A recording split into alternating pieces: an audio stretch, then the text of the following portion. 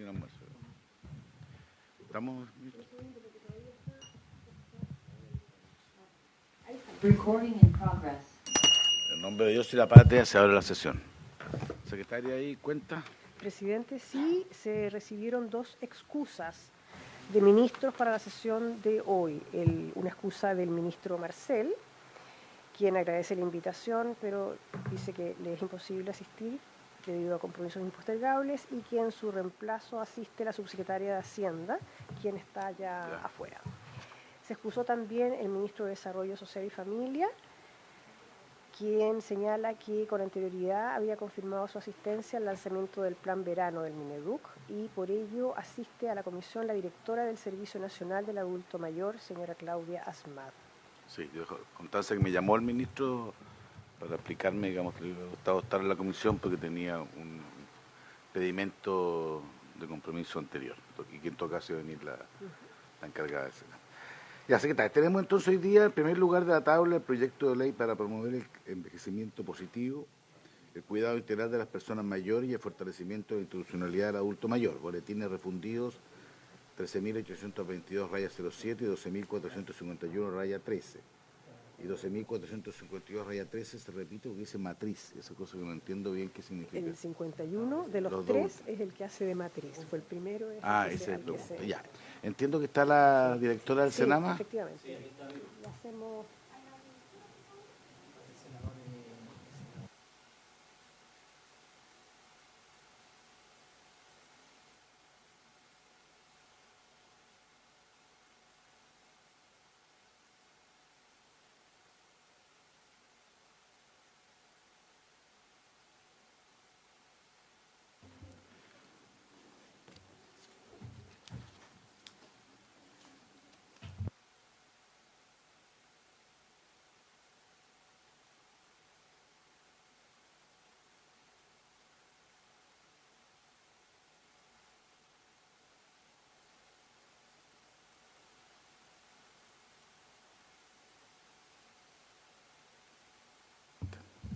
Bueno, muy buenos días. Está presente la directora de la Servicio Nacional de Adulto Mayor, dona Claudia Asmad,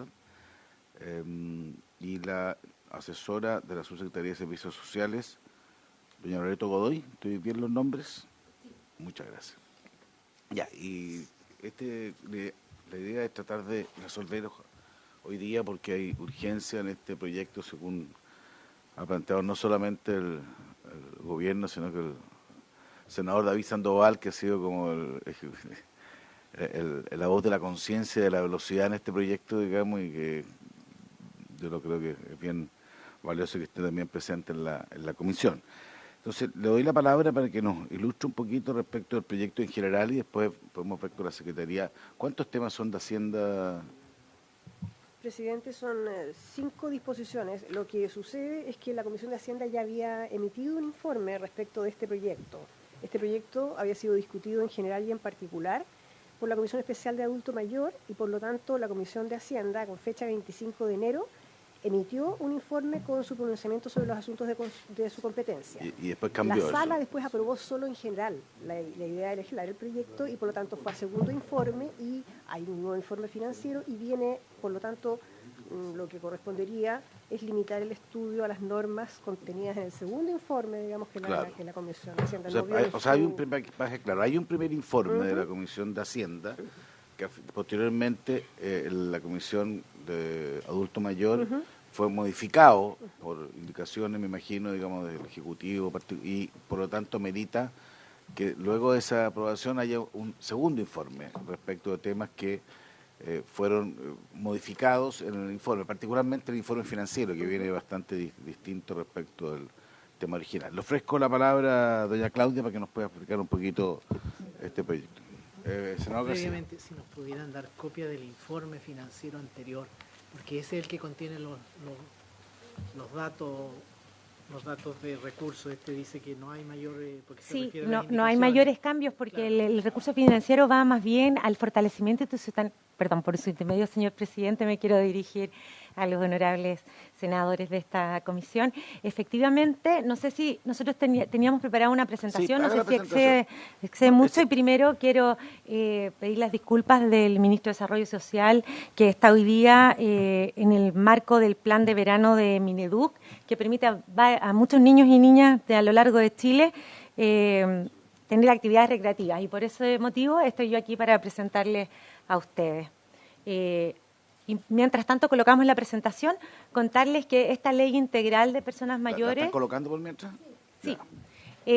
Es un proyecto de ley que viene desde la administración del gobierno pasado, y es tan importante el trabajo conjunto de las iniciativas del Ejecutivo, especialmente agradecer ahí al senador Sandoval, que co-construyeron con los equipos también del mensaje presidencial que había antes, ¿cierto? Y los senadores Chaguán, la ex senadora Goich y Jimena Órdenes, que también se hicieron esas misivas para hoy día trabajar en conjunto en estas iniciativas que se trabajaron en la comisión. Así que, para poder dar contexto a la presentación, quisiera contarles que este proyecto, como les decía, fue presentado el 27 de mayo del 2022 y se presentó en la Comisión de Adulto Mayor del Senado por una indicación sustitutiva que lo que persigue es generar un marco jurídico específico para dar a las personas mayores reconocimiento de su calidad de titulares de derecho, así como también los estándares de los derechos humanos, en especial de la Convención Interamericana sobre los Derechos Humanos de las Personas Mayores, que Chile suscribió en el 2017. La siguiente, por favor. Entonces, ¿por qué la necesidad de una ley? Es importante, tenemos varios porcentajes de encuestas del bienestar social del Ministerio de Desarrollo Social en el 2021, en que más de la mitad de las personas mayores no cuentan con apoyos en tema de cuidados, 3 de cada 10 personas mayores no cuentan con amistades cercanas y el 37,1% no tiene quien pedirle dinero prestado. La sexta encuesta de inclusión social y exclusión de personas mayores del servicio en el 2021 nos muestra que un 76% de los chilenos mayores de 18 años considera que el país se encuentra poco o nada preparado para el envejecimiento de su población. Y aquí es muy relevante destacar que aquí los encuestados, los más pesimistas, son quienes no viven con personas mayores, y por lo que podemos inferir que la percepción de fragilidad de las personas mayores puede influir en este tipo de resultados. Y lo que nosotros queremos a través de esta ley integral también es evitar el edadismo, que es la discriminación hacia las personas mayores mediante la subestimación de los atributos de la vejez, así como también la sobrevaloración de la juventud. Y esta realidad afecta a todos los ámbitos de la vida de las personas mayores. Perdón, Sí. el concepto es edadismo. Edadismo, Y sí. es un concepto ya muy integrado en el léxico. Sí, la OMS, hoy día está la Real Academia, y la definición es Eso le discriminación por edad, en que se le dan atributos a la Sí, juventud entiendo. y disminución al proceso de envejecimiento. Entonces, solo porque Muchas usted es gracias. mayor de 60 tiene ciertos atributos o porque yo soy mayor de 65 tengo atributos que no tiene la juventud.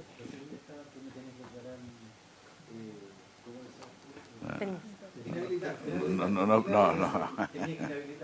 Ya, pero es que, perdón, es interesante que ese concepto, son conceptos que van apareciendo y ustedes lo conocen más, pero probablemente yo no lo conocí. O sea, lo había oído, pero no sabía que ya era un concepto que tenía cierta Sí, tiene su validación Sí. nacional, jurídica e internacional también. De todas maneras, de hecho, senador, le puedo contar que ayer estuvimos en una webinar con universidades de España, precisamente tratando el edadismo y la androgenia, es decir, cómo educamos a las personas mayores desde una mirada de no discriminación. Entonces, esta ley incorpora esos conceptos tan importantes, además de, cierto, la Convención Interamericana, de que no es motivo de esta ley, pero que además Chile preside por 5 años la 5ª Conferencia Intergubernamental de Derechos Humanos de las Personas Mayores. Bueno, para seguir, el programa de gobierno busca avanzar en la protección de los derechos de las personas mayores en un amplio espectro, contemplando el enfoque del envejecimiento digno en todas sus estructuras, además de medidas específicas para las personas mayores. Es por eso que hace tan relevante esta co-construcción que se hizo con los equipos de de los senadores y senadoras para llegar, ¿cierto?, a esta comisión especial del adulto mayor, que partió el trabajo el 3 de mayo del 2022 y se presentaron indicaciones del Ejecutivo y los senadores y presentan indicaciones del proyecto de ley. Las indicaciones del Ejecutivo tienen un carácter de sustitutivas. Esto significa que persigue generar un marco jurídico específico para las personas mayores, reconociendo la calidad de titulares de derechos, así como también los estándares de derechos humanos, especialmente la Convención Interamericana. La siguiente, por favor. Si hay algo, usted me dice que me detenga para que... Sí, simplemente una cosa, digamos. Diga. Ya. Porque si bien es cierto, este proyecto aparece despachado por la Comisión Especial en octubre, lo cierto es que aquí nos llegó recién, llegó a Hacienda. Por eso que con nosotros en esto le pusimos harto empeño y estábamos esperando el proyecto, por eso quería decir que no dé la impresión de que lo tenemos. No, esto nos llegó recién, digamos, y lo ponemos inmediatamente en tabla. Sí, tiene que usted... Ya. Tiene que mandar... Ya, ok, para formalizar. Siga nomás, por favor. Muchas gracias, presidente. Bueno, las principales innovaciones de este proyecto de ley es que considera un enfoque acorde a la Convención Interamericana de los Derechos Humanos de las Personas Mayores, y esto establece un catálogo específico de derechos dirigidos a las personas mayores. Es un instrumento jurídicamente vinculante para los países que lo ratifican y se adhieren, y constituye un marco jurídico valórico de los derechos humanos de las personas mayores, y tiene una premisa básica: el reconocimiento de las personas mayores tienen los mismos derechos y libertades fundamentales que cualquier otro grupo etario. Entonces comprende un marco integral para considerar a las personas mayores como sujeto de derecho, contempla la participación incidente de las personas mayores en la política nacional de envejecimiento, que más adelante voy a explicar porque eso es muy importante en el cambio, incorpora procesos de evaluación, de implementación y aplicación de la ley de la política de envejecimiento con la finalidad de que los derechos y deberes establecidos se cumplan por los órganos correspondientes. La siguiente, por favor. Uno de los primeros cambios que se hace es que en toda la ley pasamos de personas adultas mayores a personas mayores, que es el estandarizado de las convenciones, y cambia el nombre del proyecto de ley de envejecimiento positivo a Ley Integral del Envejecimiento Digno, Activo y Saludable, junto con el cambio de nomenclatura que les mencionaba recientemente. ¿Por qué envejecimiento digno? Porque buscamos que el Estado y la sociedad en su conjunto genera las condiciones para el proceso de envejecimiento, sea un proceso biológico acompañado de un bienestar integral. Un concepto de persona mayor, ¿por qué? Porque se ajusta a lo señalado por la Convención Interamericana de los Derechos de las Personas Mayores y contempla un enfoque de género, de acuerdo con la Convención, que define una persona mayor como aquella de 60 años o más, en base que determine la edad en base a menor o mayor, siempre que no sea superior a los 65 años, y este concepto incluye, entre otras, la de persona adulta mayor. Antes la ley siempre se hablaba de persona adulta mayor, ahora estandarizamos a persona mayor. Y asimismo modifica la ley que crea el Servicio Nacional del Adulto Mayor, la 19.828, y se sustituye la expresión de adulto mayor por persona mayor, cumpliendo con el cuerpo de ley. La siguiente, por favor. Sí. También, eso también es parte del edadismo, senador. El edadismo también nos dice cómo nos tenemos que dirigir. El ser abuelo es un rol, no es una calidad de todas las personas mayores. Entonces se establece un nuevo título preliminar. Tiene que tener un curso después. Es el vocabulario gerontológico. Está bien, si yo encuentro que uno tiene que ir aprendiendo estas cosas. Por supuesto, por eso le pido que me interrumpa. Nos gusta revisar por eso. De todas maneras, muchas gracias. Y es interesante eso también, porque es importante para nosotros que ese vocabulario se extienda. Se establece un nuevo título preliminar que regula el objeto, los principios y conceptos. Luego un título primero sobre derechos de las personas mayores. Un título tercero de las acciones del Estado para la promoción del envejecimiento digno y el apoyo y cuidado integral de las personas mayores. Y estos títulos entregan un marco normativo robusto e innovador en la materia que servirá de hoja de ruta para el Estado respecto de las instituciones públicas y privadas, de la sociedad en su conjunto, de la transformación hacia un nuevo paradigma de los derechos de las personas mayores. La siguiente, por favor.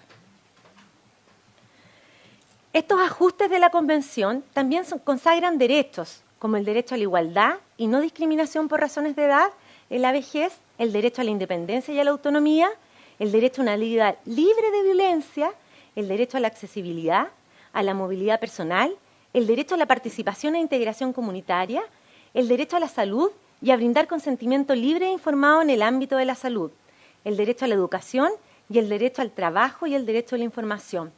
Asimismo, establece deberes generales del Estado para la protección y promoción, para prevenir prácticas que vulneran a las personas mayores, adoptar medidas afirmativas y realizar ajustes necesarios para el ejercicio de sus derechos, promover la participación de las personas mayores en la elaboración, aplicación y control de las políticas que afectan y fortalecen la institucionalidad relacionada con la promoción del envejecimiento activo.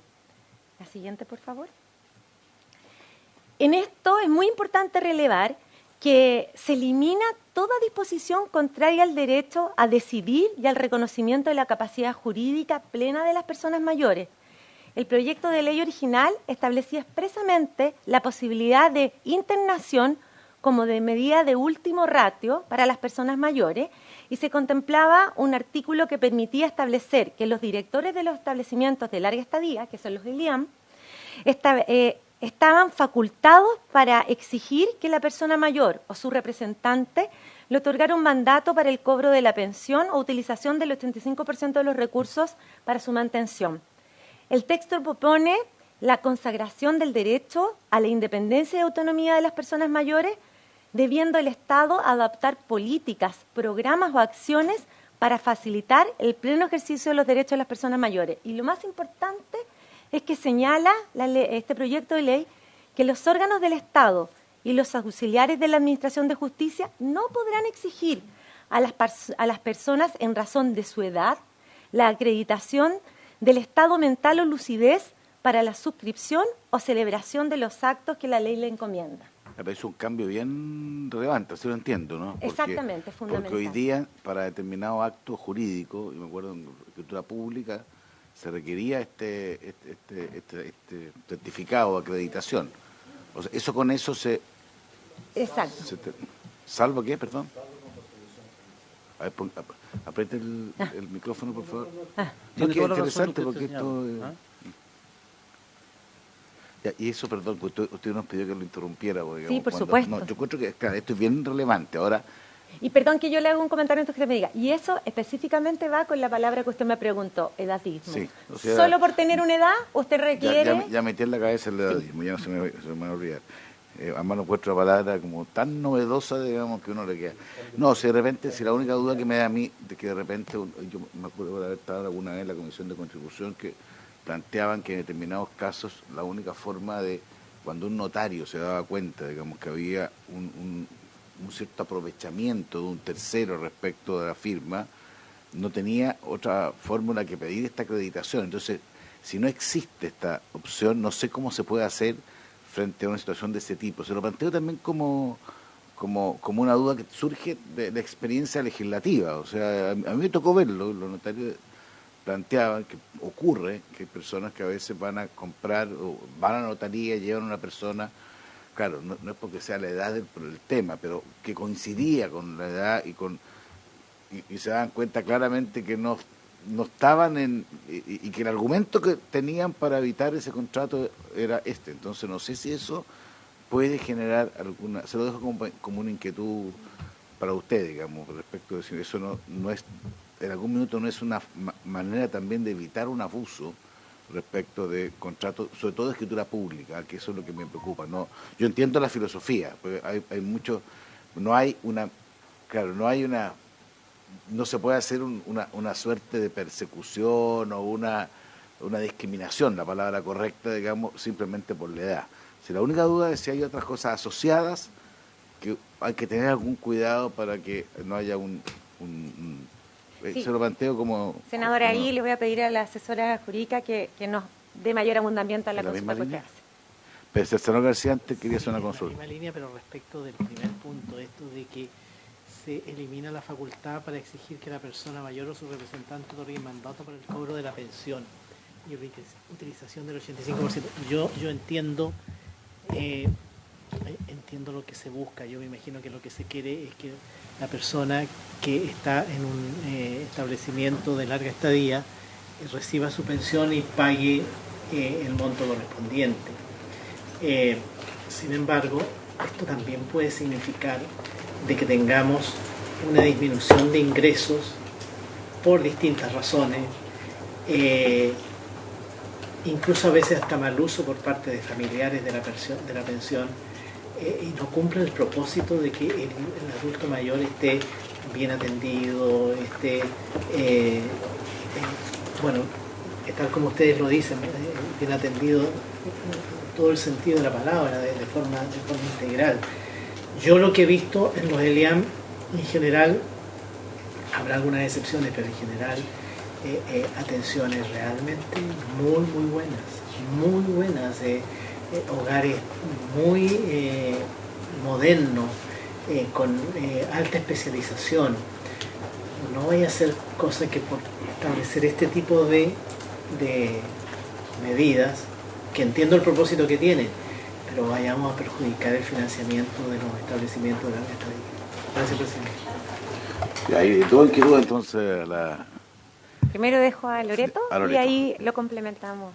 Muchas gracias por su intermedio, presidente. Sí, respecto a la aprehensión que nos hace usted, respecto a que los notarios muchas veces tienen esta herramienta en el fondo para evitar estos abusos y posiciones de poder que ocupen algunos familiares o personas cercanas, incluso de las personas mayores, para obligarlos a celebrar ciertos contratos. Podemos señalar que hoy en día, desde ya, la facultad para determinar la voluntad de celebrar un acto jurídico está dada al notario, en el fondo, ante todos los actos que sucedan.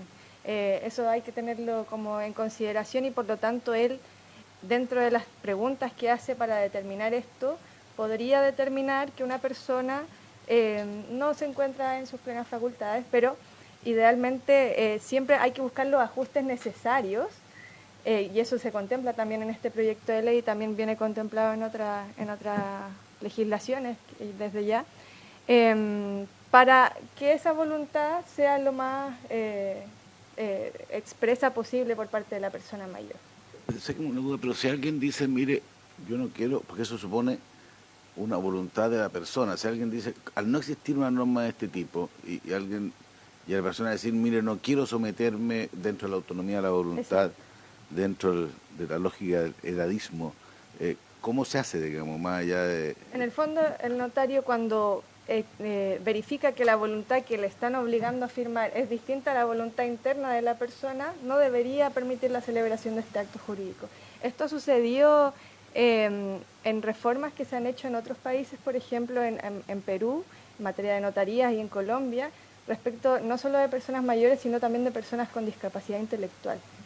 Se ha capacitado a los notarios para que en el fondo, cuando se vean enfrentados a estos casos, intenten llegar a la voluntad real de la persona, establecer si es que lo que está firmando en el acto coincide con lo que realmente quiere, y si no es así, simplemente no permitirlo.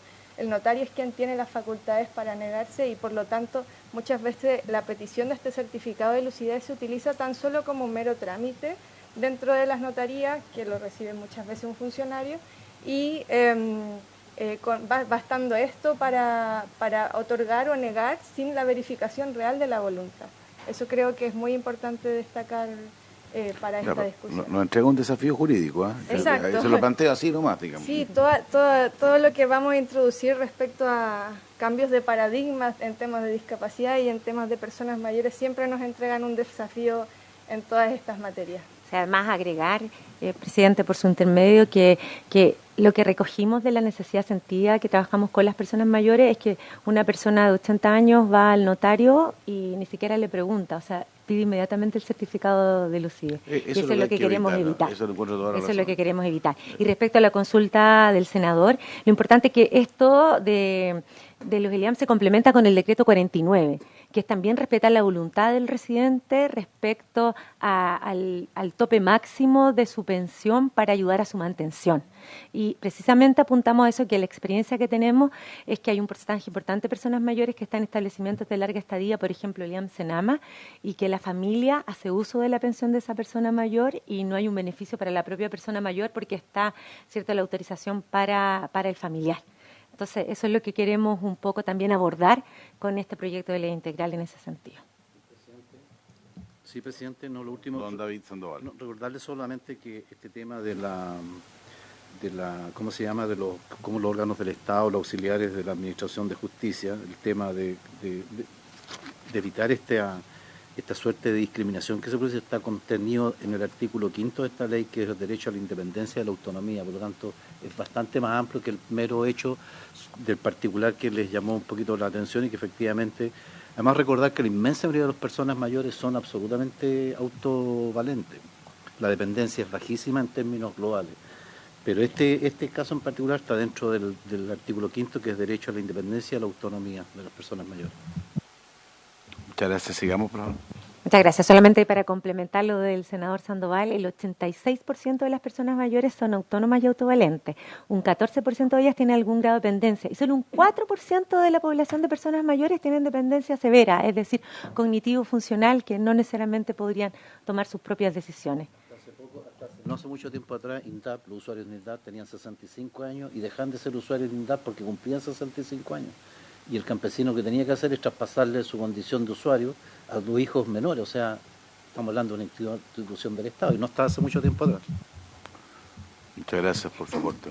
Bueno, siguiendo con la presentación, también incluye esta ley una política nacional de envejecimiento, que el principal propósito es promover un envejecimiento digno, activo y saludable para toda la población, en especial la protección de los derechos y libertades fundamentales de las personas mayores, consagrado en esta ley, y los tratados internacionales ratificados por Chile.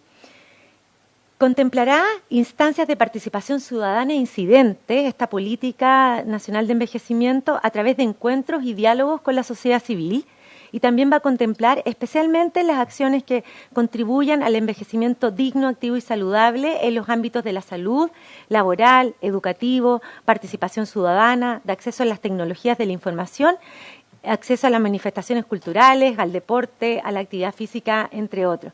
Y esto toma suma relevancia porque esta política de envejecimiento, el servicio del Estado que la propone es el Servicio Nacional del Adulto Mayor, la propone un comité interministerial. Este comité interministerial es quien, ¿cierto?, la aprueba y es el presidente quien la dicta. Se rige durante 10 años por los cambios que van sucediendo, ¿cierto?, en envejecimiento y vejez. Y el Servicio Nacional del Adulto Mayor hace un plan estratégico para hacer seguimiento de que se cumplan estas obligaciones de las políticas y programas que están ahí incluidos. La siguiente, por favor. También están los consejos regionales de las personas mayores que se crean por ley como un organismo asesor del Servicio Nacional del Adulto Mayor, constituidos por representantes de organizaciones de personas mayores que asesoran en la ejecución de las políticas y planes de personas mayores a nivel territorial. Y se propone la creación de un reglamento que regula los requisitos para este consejo, forma para la representación, los criterios de participación de cada organización, teniendo su composición de criterio de paridad de género y participación sin discriminación. Asimismo, estos consejos regionales de las personas mayores van a tener una especial participación en la elaboración de la Política Nacional de Envejecimiento. La siguiente tiene que ver también con un término que es el abandono social y procedimiento aplicable, en que se incorpora un nuevo título en donde se define el concepto de abandono social de la persona mayor como la situación que afecta a la persona mayor con dependencia que carece de redes de apoyo familiar o social y que por la ausencia de ellas no es posible identificar a un ofensor ni una forma de maltrato o violencia específica, y en la situación que la afecta pone en peligro su vida, integridad física o psíquica, tomando en consideración lo señalado por la Corte Suprema en su informe. Entonces, ante la situación de un abandono social, el juez está facultado para aplicar las medidas cautelares establecidas en el artículo 92 de la Ley 19.968, que crea los tribunales de familia, que son las medidas cautelares para la protección de víctimas en casos de violencia intrafamiliar. La siguiente, por favor. Las modificaciones legales que propone esta ley en el párrafo de acceso a la justicia propone modificar la nomenclatura, como ya lo dije, de adulto mayor por persona mayor y crea en la ley 19.968 que crea los tribunales de familia. Se incorpora un nuevo capítulo, el 10º, en el título 2 del libro del Código del Trabajo que regula un contrato especial de las personas mayores y se modifica la ley 20.530 que crea el Ministerio de Desarrollo Social y Familia con la finalidad de introducir una coordinación interministerial para conocer las materias relacionadas con los derechos de las personas mayores. La siguiente, por favor. Siguiendo con estas modificaciones legales, se agrega en la ley 19.828 del servicio facultades para Senama. Incluye denunciar la vulneración de los derechos de las personas mayores, la posibilidad de celebrar convenios para atención preferente con instituciones que otorguen asistencia judicial y la posibilidad de solicitar datos estadísticos relevantes en materia de personas mayores y envejecimiento con otras instituciones públicas. Esto además fortalece la descentralización del servicio, agregando la institucionalización. Las coordinaciones regionales pasan a direcciones regionales y también agrega un cargo de subdirector para la mejor operación del servicio. Y se modifica la ley 18.833 que establece un nuevo estatuto general de las cajas de compensación de asignación familiar, estableciendo que en el caso de que una caja, la cantidad de pensionados sea igual o mayor al 20% de los afiliados, el directorio deberá estar integrado por trabajadores, empleadores y pensionados en la proporción que fijen sus estatutos.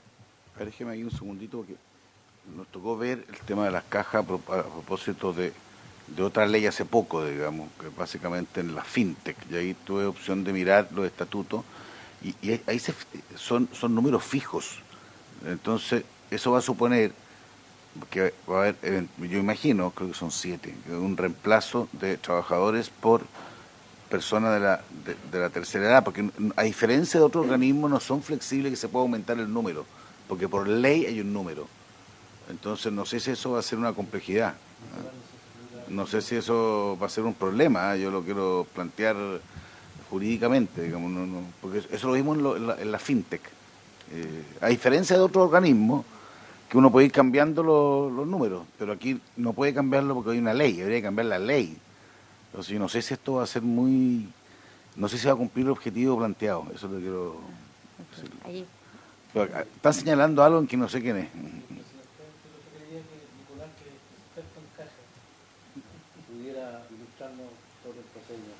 Nicolás,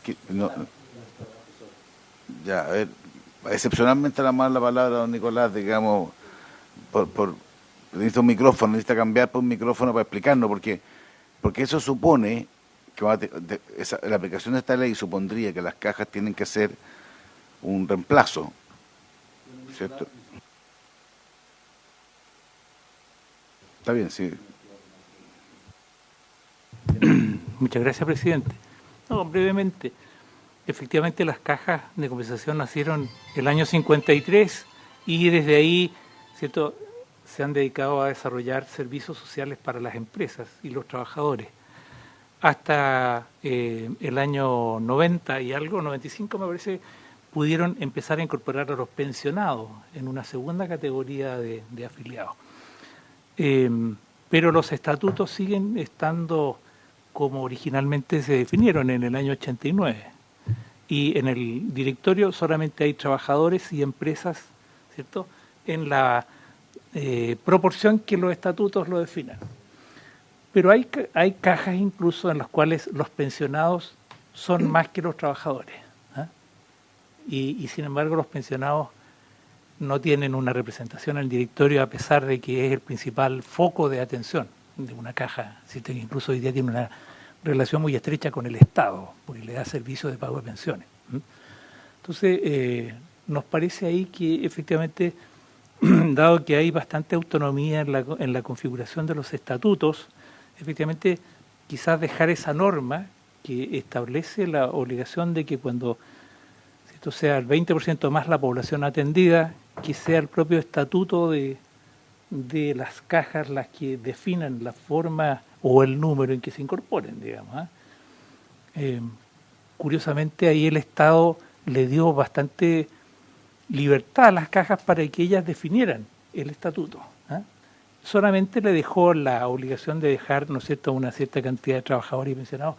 Y en el caso que se incorpore un artículo como el que aquí se está proponiendo, debería en la práctica o restarse un trabajador para dejar el paso a un pensionado o dos o tres, si es que en realidad el estatuto lo definiera.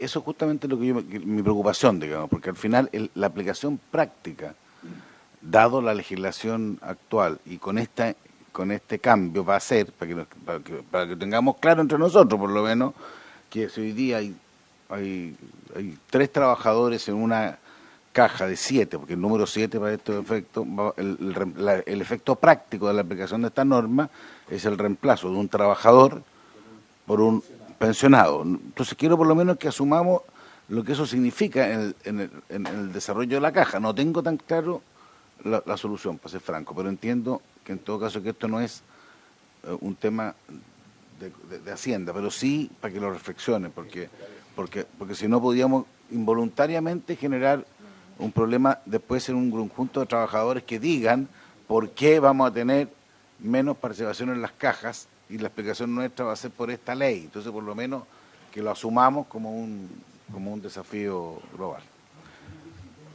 Gracias. Se lo dejamos, directora, para que le demos una vuelta aquí a la votación. Está anotado. Muchas gracias, senador. Lo revisaremos con él y con el senador. Después, en el contexto general del texto de despacho, están las disposiciones transitorias, en donde se establece un periodo de vacancia de 12 meses a partir de la fecha de publicación de esta ley, y se señala que la Política Nacional de Envejecimiento será la sucesora de la Política Nacional de Envejecimiento Positivo, coincide justo entre 2015 y 2025. La política de envejecimiento deberá dictarse en un plazo máximo de 1 año a contar de la entrada de vigencia de la presente ley.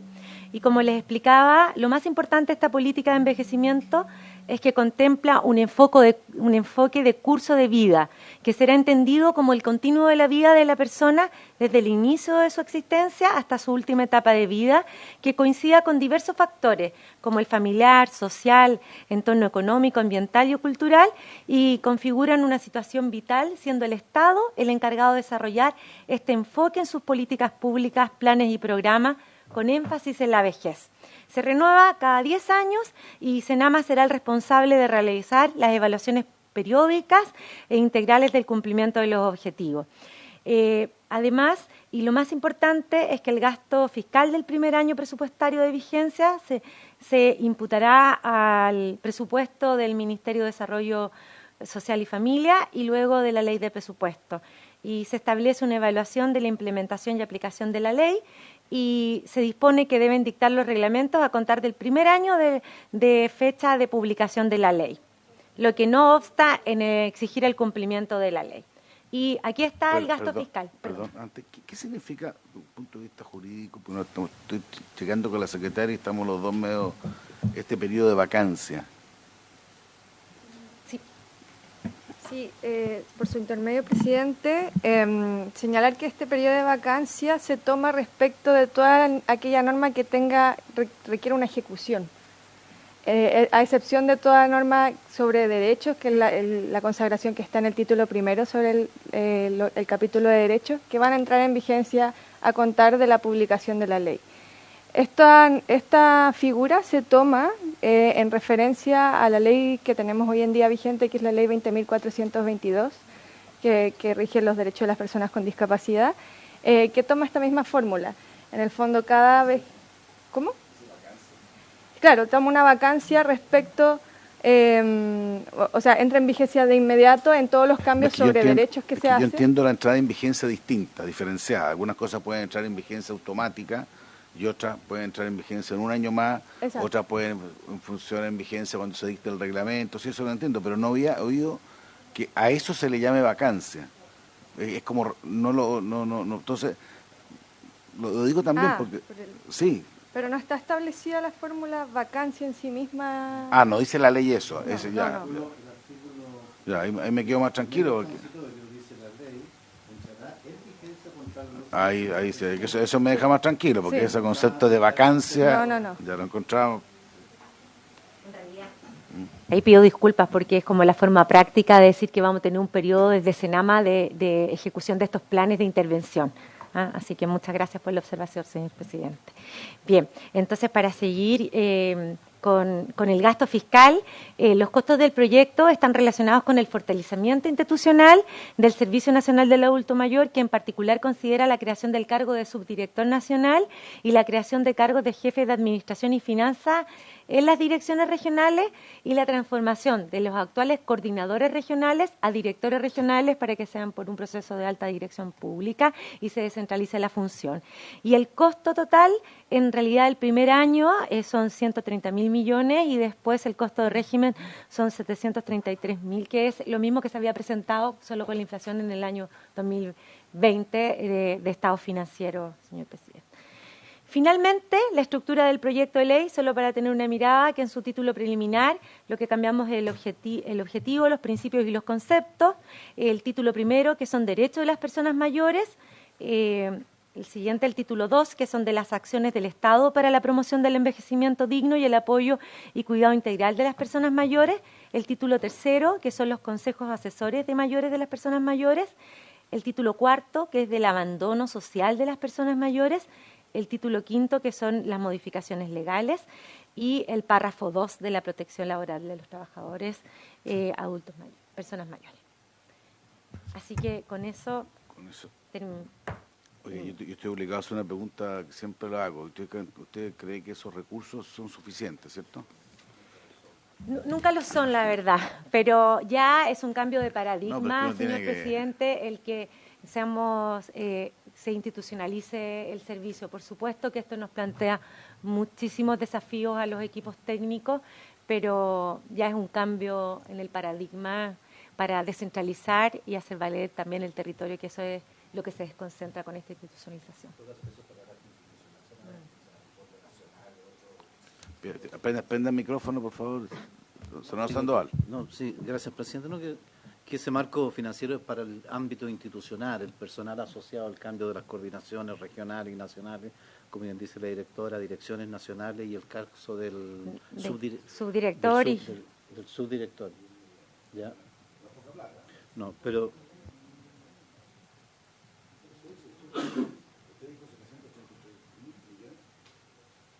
Sí.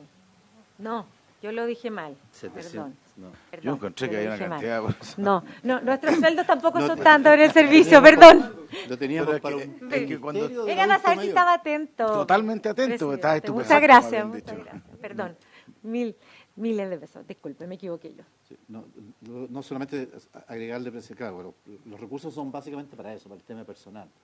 El resto, todo lo que es el Fondo Nacional del Adulto Mayor, ¿verdad?, tiene por otra vía y tiene otro marco financiero. Claro, este informe financiero se refiere solamente al fortalecimiento institucional. Que se gaste, digamos, va a ser objetivo de la ley de presupuesto en distintas etapas respecto a los programas que se pueden.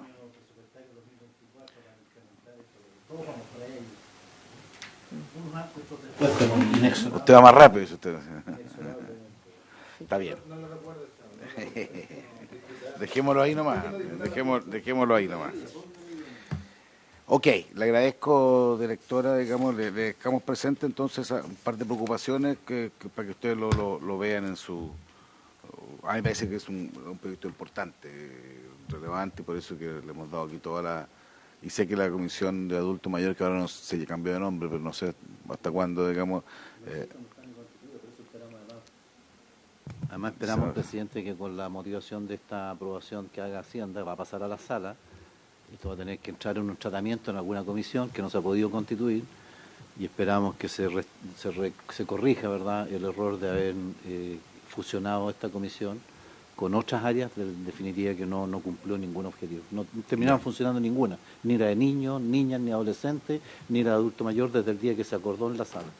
Ya, eso, porque el que pueda no entender mucho, eso es un cambio de reglamento interno, digamos, claro. Un reglamento que había una comisión de adultos mayores y se le cambió el criterio se fusionó con con otra, que ha sido un objeto interno, pero se valorará, obviamente, el organismo adecuado. Y puede ser que tiene razón, que puede ser que a propósito de esta ley, digamos, pueda surgirse un debate respecto a eso. Secretaria, vámonos a los temas que tienen que ver directamente con la comisión para tratar de darle curso. Entiendo que hay interés de que esto se pueda, ojalá, despachar en la sala, no sé si mañana o la próxima semana. Hizo el trámite que faltaba respecto a este proyecto que, insisto, es primera vez que estamos en condiciones de verlo, porque efectivamente no había llegado físicamente. La Secretaría está especialmente atenta, digamos, porque se lo habíamos pedido, para poder ver este proyecto. Secretario. Presidente, como señalaba al principio, a la Comisión le corresponde pronunciarse respecto de las normas contenidas en el segundo informe de la Comisión Especial del Adulto Mayor, respecto a las cuales no emitió pronunciamiento con anterioridad. Serían entonces 5 artículos. Los artículos, el primero es el artículo 7, que está en las páginas 17 y 18 del comparado. El artículo 7 dispone lo siguiente: derecho a la accesibilidad y a la movilidad personal.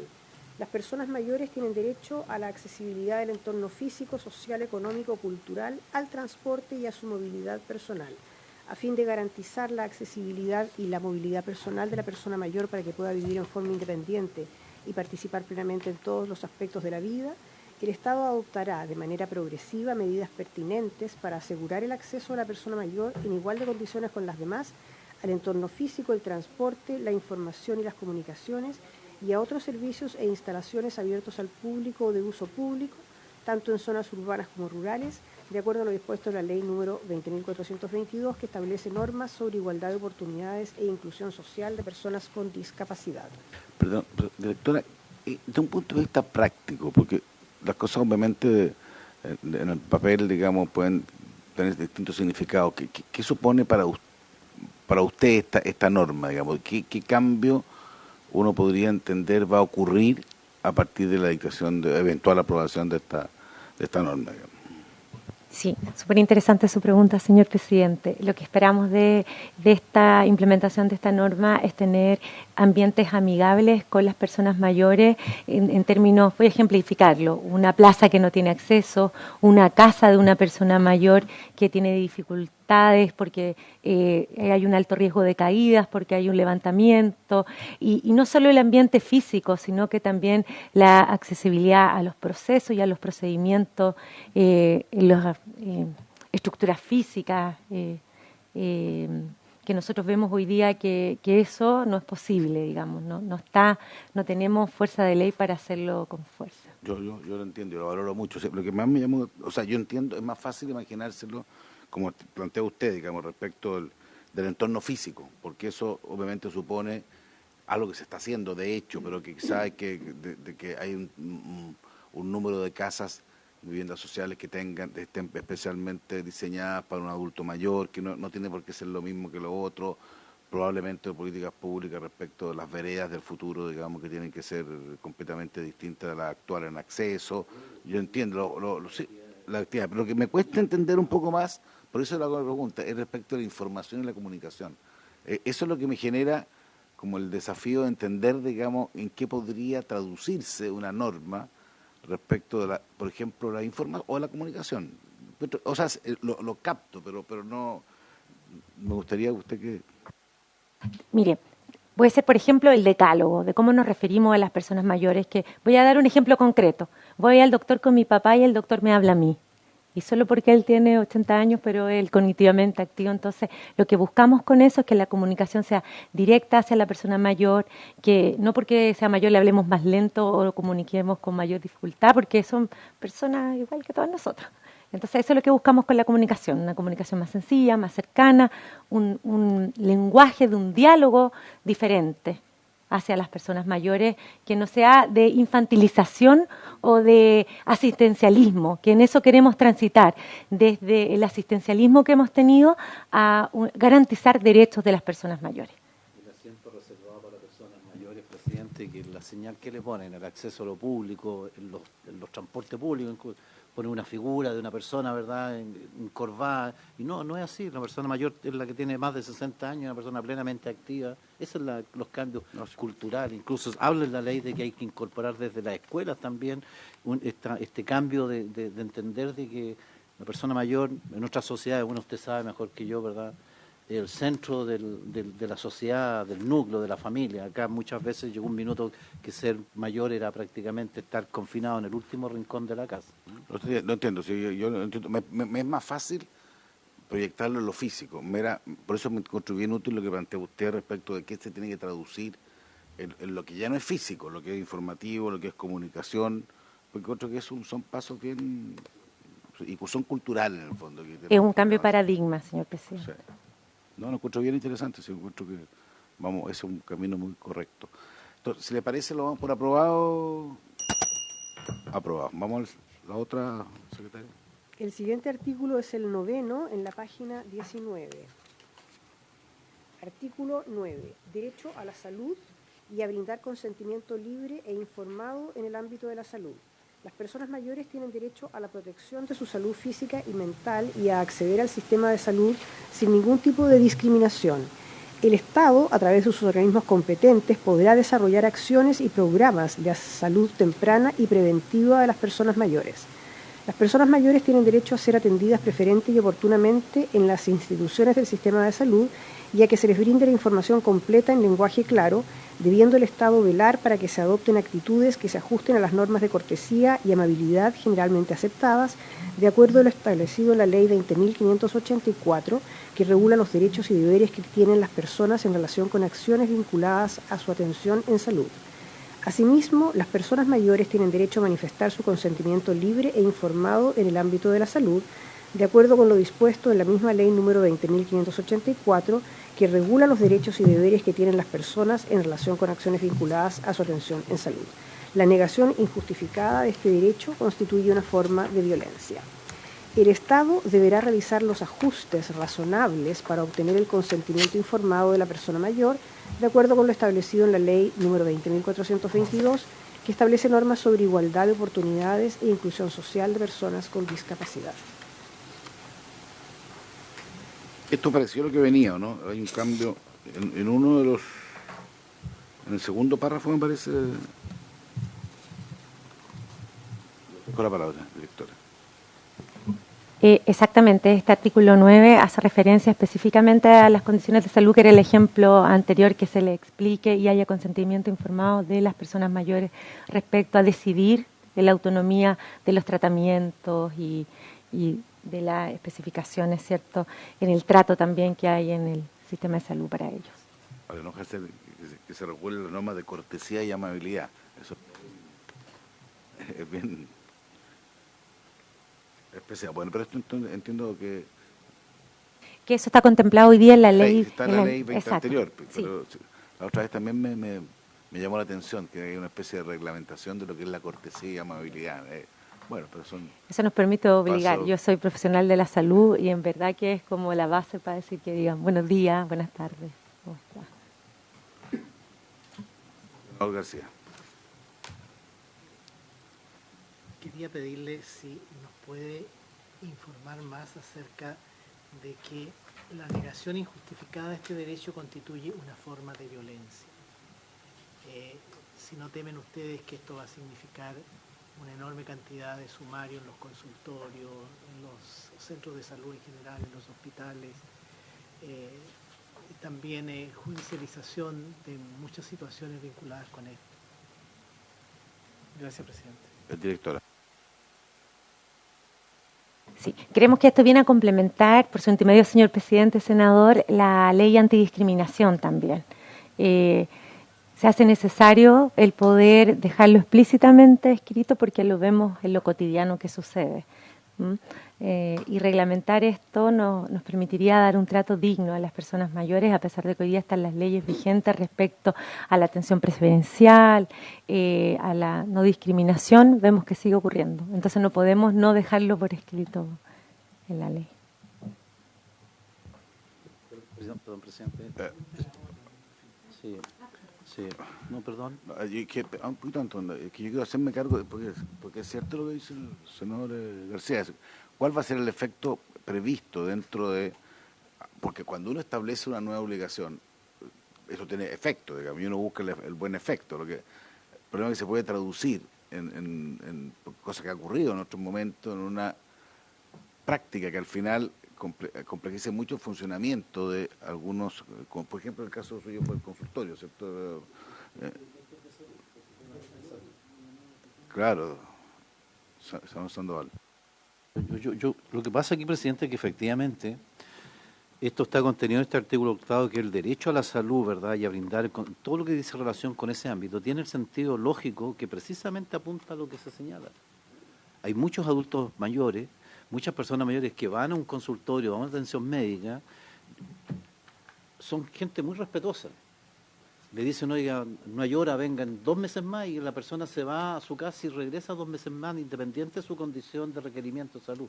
Por eso aquí probablemente esto signifique más de algún problema, pero lo que se busca también es que la persona mayor haga ejercicio de los derechos que las leyes se le están, y no solamente esta ley, porque la atención preferente en materia de salud ya es otra norma, es que precisamente haga uso de sus derechos y que imponga la condición, si es que está siendo omitido en esa atención, imponga en verdad su derecho, que también es una reeducación no solamente de la sociedad con respecto a las personas mayores, sino de la persona mayor con respecto a sus propios derechos y deberes que tiene también el Estado.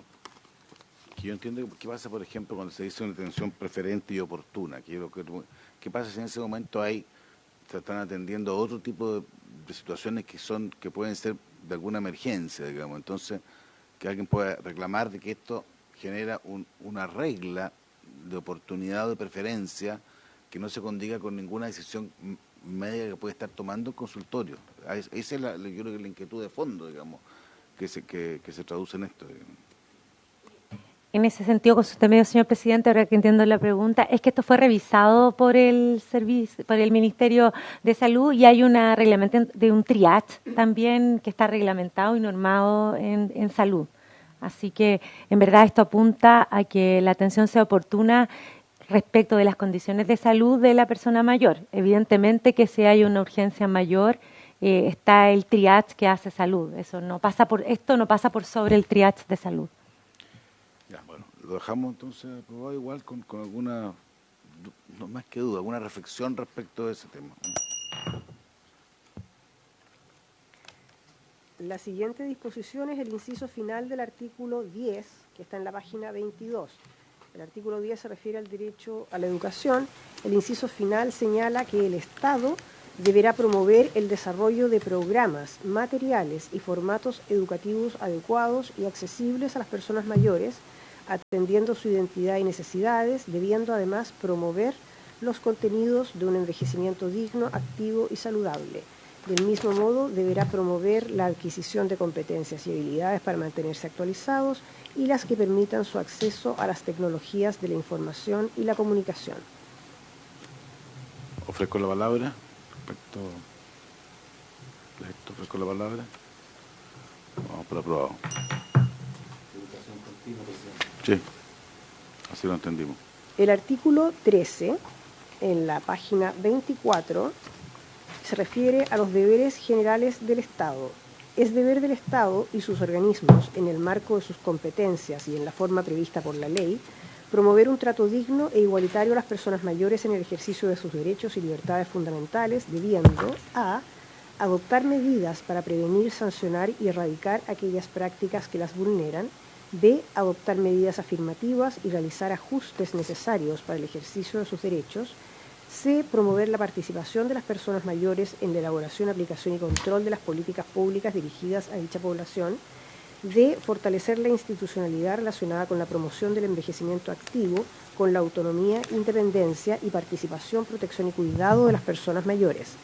Las acciones y medidas de apoyos y cuidados de la persona mayor que los órganos de la Administración del Estado y entidades privadas colaboradoras del Estado brinden a las personas mayores, sea que se ejecuten directamente o a través de terceros, deberán realizarse respetando la dignidad e integridad física y psíquica de la persona mayor, así como también el respeto de su autonomía en condiciones de igualdad, considerando un enfoque preventivo, gerontológico, de género, derechos humanos, curso de vida, territorial, comunitario y biopsicosocial, que aborde tanto las necesidades de salud como sociales de las personas mayores.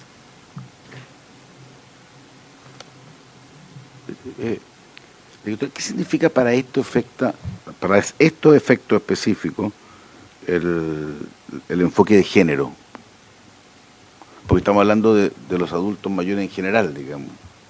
Sí, sí. El enfoque de género es súper importante porque esto va a ser la hoja de ruta para la política nacional de envejecimiento y tenemos que tener una mirada de género porque sabemos que la esperanza de vida es mayor en las mujeres que en los hombres. Las mujeres vivimos mucho más que los hombres y para disminuir las brechas que significa entre hombres y mujeres respecto a los cuidados, a la implementación de esta política nacional de envejecimiento.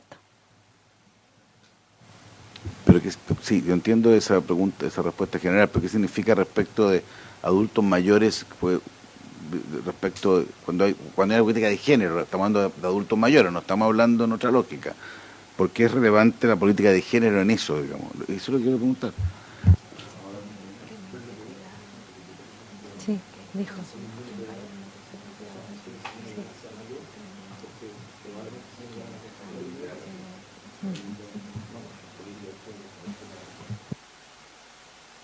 Sí, para complementar a todas las diferencias que se producen hoy día en cuidado, el 95% de los cuidados están relacionados con las mujeres, y lo que significa que son políticas, genera una mayor brecha respecto de trabajos remunerados, no remunerados, de materias de cuidado, de que esta política tiene que considerar esas diferencias que tenemos entre los hombres y las mujeres. Mire, si pasa que a mí lo que me pasa cuando uno, porque en el fondo es, yo comparto el criterio general, lo que pasa es cuando dicen que tienen que tener un enfoque, yo lo entiendo el enfoque preventivo, entiendo el enfoque gerontológico, entiendo menos el de género respecto de esto, porque es dentro de adultos mayores, entiendo los derechos humanos, porque es una cosa, eso ya se aplica al conjunto de derechos humanos. No entiendo bien lo que es curso de vida para estos efectos, porque enfoque de curso de vida, entiendo lo que es territorial, entiendo lo que es comunitario, no entiendo bien lo que es biopsicosocial, porque es el enfoque lo que estamos viendo, no es el tema de que no es respecto del resto de la comunidad, es al interior de los adultos mayores, ¿se fija? Entonces, por eso que de repente uno va incorporando conceptos o frases que es bueno entenderlos, digamos, cuál es el efecto práctico, que esa es la obligación nuestra como legisladores, digamos. Y me permite por su intermedio, señor presidente, yo voy a complementar, quiero que aquí me pueda apoyar en la respuesta la asesora y le voy a complementar con un ejemplo práctico de un dispositivo de Senado. Por su intermedio, presidente, sí.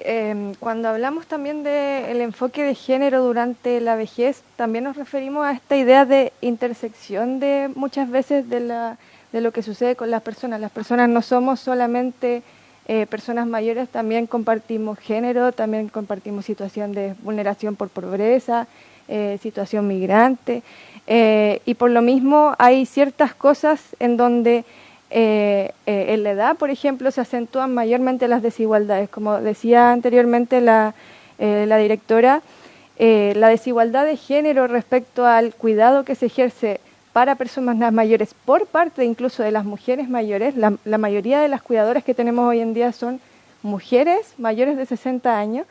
Nos obligan a pensar una política, por ejemplo, de cuidados desde esta perspectiva, buscando que los cuidados no solamente se releguen a las mujeres, sino que también compartamos esta carga o este apoyo entre hombres y mujeres y distintos géneros.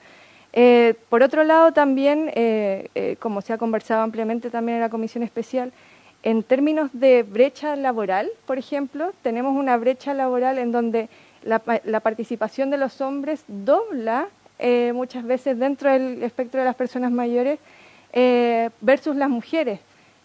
Ahí también tenemos que tener un enfoque de género para implementar políticas de trabajo que vayan incentivando la inserción laboral de las mujeres mayores que quieren continuar con el trabajo, y así en muchos aspectos más. Por ejemplo, también hay varias cifras que señalan por ejemplo, el curso de vida, ¿cuál es el práctico? El concepto de curso de vida se utiliza para entender que el proceso de envejecimiento de la vejez no viene solamente dado por un momento determinado, sino que la construcción de cómo uno llega a la vejez se tiene que mirar hacia atrás y durante todo el curso de vida uno ir observando y atacando las posibles vulnerabilidades que puedan suceder para llegar a un momento, a una etapa en la vejez en donde estemos en mejores condiciones, en condiciones de bienestar para vivir esa etapa como corresponde.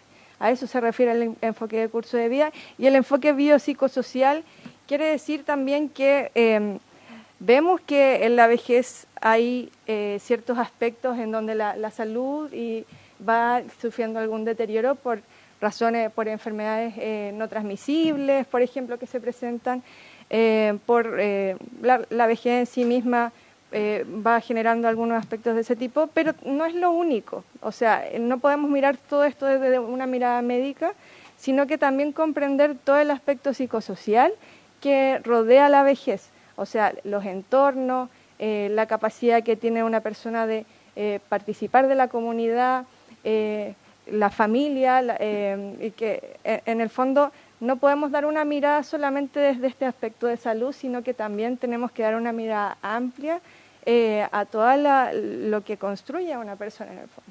Oye, Núñez, pero antes, para terminar, una pequeña consulta. Dentro de esto, tratemos, la verdad es que yo mismo hago la pregunta, tengo que apurarme por otros proyectos, pero que es importante. Yo digo, Sandoval es responsable de que nos incorpore algunas dudas. Respecto de, y lo planteo en este lugar, puede ser en otra parte, digamos, respecto de la necesidad de diferenciar en materia de edades hacia adelante, porque yo me acuerdo que el senador Sandoval siempre, ahora no se habla de la tercera edad, ya aprendí que se llama de mayor, no sé, ni siquiera adulto mayor. Hay una diferencia que él planteaba respecto de lo que pasaba, no es lo mismo una persona de 60 que una persona de 80 o de 90, y se tiende a buscar una sola solución de esta perspectiva. ¿Eso no lo incorporan de alguna forma en esta ley? Porque esa es una cosa que a mí siempre siempre lo ha planteado el senador Sandoval y me encuentro bien interesante, de cómo hay algo diferente en ese escenario. Entonces yo pensé que podía haber algo vinculado a un futuro en esa línea. No sé si lo han evaluado después del senador, ahora mismo, senador Núñez. Sí, es que aprovecho, tal vez se complemente con la respuesta que nos puedan dar acá. Sí, presidente, lo que pasa es que, mire, yo creo que esto tiene que ver con el artículo 13, si uno lee el artículo completo, que habla de los deberes del Estado. Entonces, yo creo que, claro, si uno toma el párrafo así aislado, podrían surgir muchas dudas, pero cuando lo ponen en el contexto de los deberes del Estado, cambia, porque está precisando algo que son deberes del Estado. Y es evidente, presidente, que es deber del Estado poner una política que reconozca los problemas y las diferencias o discriminaciones de género que existen, o sea, y que por supuesto existen en todas las edades, desde las más tempranas hasta cuando uno es adulto mayor. Y yo creo que esto, por ejemplo, tiene que ver, no sé, yo sé que hay mucha preocupación del gobierno, yo he escuchado harto análisis, por ejemplo, respecto al tema de los cuidadoras, de que hay que hacer una política por la situación que hay con toda la gente que tiene que ejercer ese rol y el menoscabo que implica en su desarrollo normal, no solo para el afectado, sino que para el que ejerce la labor de cuidador. Pero justamente son mujeres en el 90%. Entonces, yo me imagino que una política de género en ese aspecto implica que tal vez el Estado tiene que buscar la manera de incentivar que varones se hagan cargo del rol de cuidador, y eso mirado en la tercera edad. Porque claro, podríamos ir a ver quién trabaja en un ELEAM, que yo considero muy interesante lo que decía el senador. Nosotros también tenemos uno en La Serena que ha funcionado bien, pero yo le aseguro que no el 90%, que el 95% son mujeres. Entonces claro, uno diría... Esa es la garantía que funcionan bien. Puede ser, pero también esa garantía es discriminatoria. O sea, desde el punto de vista de que todos entendemos el buen trato, y está asociado, pero eso también tiene que implicar que haya medidas. Entonces yo lo veo desde ese punto de vista y me parece totalmente acertado. O sea, porque claro, si uno lee, cuando usted lo leyó, a mí también me genera alguna duda, pero cuando uno lo pone en el contexto del artículo, creo que queda bien situado, digamos, ese enfoque que se propone. Ok, muchas gracias, senador. Solamente complementar a su pregunta, señor presidente, que la vejez es heterogénea y por lo tanto no establecemos rango y hay una intervención multifactorial, porque hoy día, antes, yo tengo 50 y tantos, una persona de 100 años era una noticia en la televisión. Hoy día 6.000 personas en Chile son mayores de 100 años y eso no está relacionado necesariamente con una atención especial. El cuidado previo respecto de las condiciones de vida también facilitan las condiciones en que uno llega. Entonces no está solamente limitado a la edad. Y por eso es heterogéneo y no hacemos una especificación de cada grupo etario en particular después de los 60. Ya, pero eso, política pública hacia adelante no va a haber, o sea, la política es seguir con esa norma, no evolucionar eventualmente, ¿no?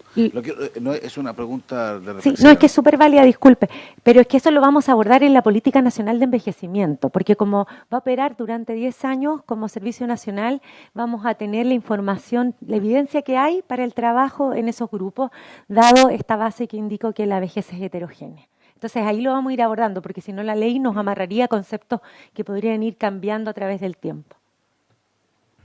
Muchas gracias.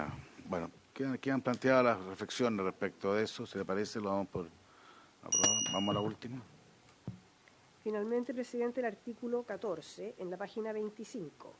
Líneas de acción. El Estado, a través de sus ministerios competentes y especialmente a través del Servicio Nacional del Adulto Mayor, desarrollará directamente o en coordinación con otros órganos del Estado, a lo menos las siguientes líneas de acción, cuyo objeto será generar conocimiento y cambios permanentes que mejoren las condiciones y calidad de vida de las personas mayores. A. Programas de apoyo y cuidados para personas mayores con dependencia que cuenten o no con cuidadores, buscando mejorar su calidad de vida y el resguardo de su autonomía, dignidad e independencia, considerando los recursos financieros disponibles. B. Programas para promover y fortalecer la asociatividad, participación, autonomía e independencia de las personas mayores que contribuyan a mantener su funcionalidad, vinculación social y conexión con su entorno familiar y social. C. Elaboración de estándares de calidad de infraestructura pública específica para personas mayores, asistencia técnica y supervisión de dispositivos de atención para personas mayores, según corresponda. D. Financiamiento de iniciativas de apoyo directo para mejorar las condiciones de vida de las personas mayores dependientes y vulnerables que residen en establecimientos de larga estadía para adultos mayores. E. Programas de prevención de abuso, abandono, negligencia, maltrato y violencia contra las personas mayores. F. Programas de accesibilidad y movilidad personal para promover el acceso de las personas mayores en igualdad de condiciones con las demás al entorno, incluyendo la identificación y eliminación de obstáculos y barreras de acceso. Esto incluye espacios al aire libre, edificios, transporte, vivienda, participación cívica y social, respeto e inclusión social, empleo, comunicación e información y servicios de apoyo comunitario y de salud, entre otros. Lo señalado en este artículo deberá realizarse considerando la oferta pública existente y los recursos disponibles. Gracias. Ofrezco la palabra. Bueno, se autoexplica. Ofrezco la palabra. Lo vamos por aprobado. A ver, directora, esto es lo que nos corresponde a nosotros. Yo quiero simplemente dejar, digamos, porque yo apoyo este proyecto. Sí, quiero dejarlo claro brevemente, dudas respecto de otras partes del proyecto. No lo voy a involucrar porque no es que para transmitirlo, digamos, simplemente. Digamos. No lo vamos a votar. Pero en el artículo 5 del proyecto de la página 9, respecto a la eliminación de los miembros de los consejos regionales que los dejan en reglamento. Pero lo que más me preocupa es otra cosa, digamos, una cosa que planteó el senador de que respecto, no sé cómo va a funcionar bien, esta eliminación de la facultad de la estancia de adultos mayores sin fines de lucro que reciban financiamiento de servicio, esta utilización de las pensiones como parte del financiamiento. Eso es, usted entiende más que yo, digamos, pero yo me acuerdo cuando se planteó la norma, por eso que de repente, bueno, acordarse, esto fue un sentimiento bien crucial, como que era muy importante que precisamente establecimientos de larga estadía, lo planteó, tuvieran como parte del financiamiento parte de lo que la pensión de esa persona le significaba. Esto lo cambia. Usted lo explicó originalmente, digamos, pero yo no sé cuál es el efecto de ese cambio, porque como dice el senador, digamos, estoy diciendo que esto no es parte del proyecto, pero yo quedé dando vuelta a lo que se planteó respecto del financiamiento de los ELEAM. Yo tengo una duda grande de que al final esa parte del financiamiento, que es muy significativa, que está destinada precisamente a aquello para lo cual hay una pensión, por esta norma se cambia el estatus jurídico y de esa manera podemos tener problemas de financiamiento o de esto dirían que pueden ser muy complejos. Entonces yo creo que ahí hay un paso que yo levanto como una bandera de mucho cuidado, porque creo que suena bien, pero puede ser muy complejo para el funcionamiento de este tipo de organismos el hecho de que se cambie las reglas respecto a la pensión en el uso de su mantención, porque eso dictada esta norma, mi impresión es que va a haber un cambio muy radical en esa materia y no veo como contraprestación un financiamiento del Estado o una vocación de hacerse cargo de eso que la persona financia con la pensión. Además, esa gente que está dando de servicio están ayudando a que ese pensionado, por algo recibe pensión, tenga mejor condición de vida. Entonces, a mí genera duda, estoy haciéndome cargo, no está dentro de esto, si no lo hubiéramos sometido a una votación y yo tiendo a pensar que no estaría de acuerdo con ese cambio, digamos, pero probablemente lo vamos a ver en la sala, pero quiero por lo menos hacerme cargo de eso, hacerme cargo de estos consejos, digamos, que no sé por qué lo sacan.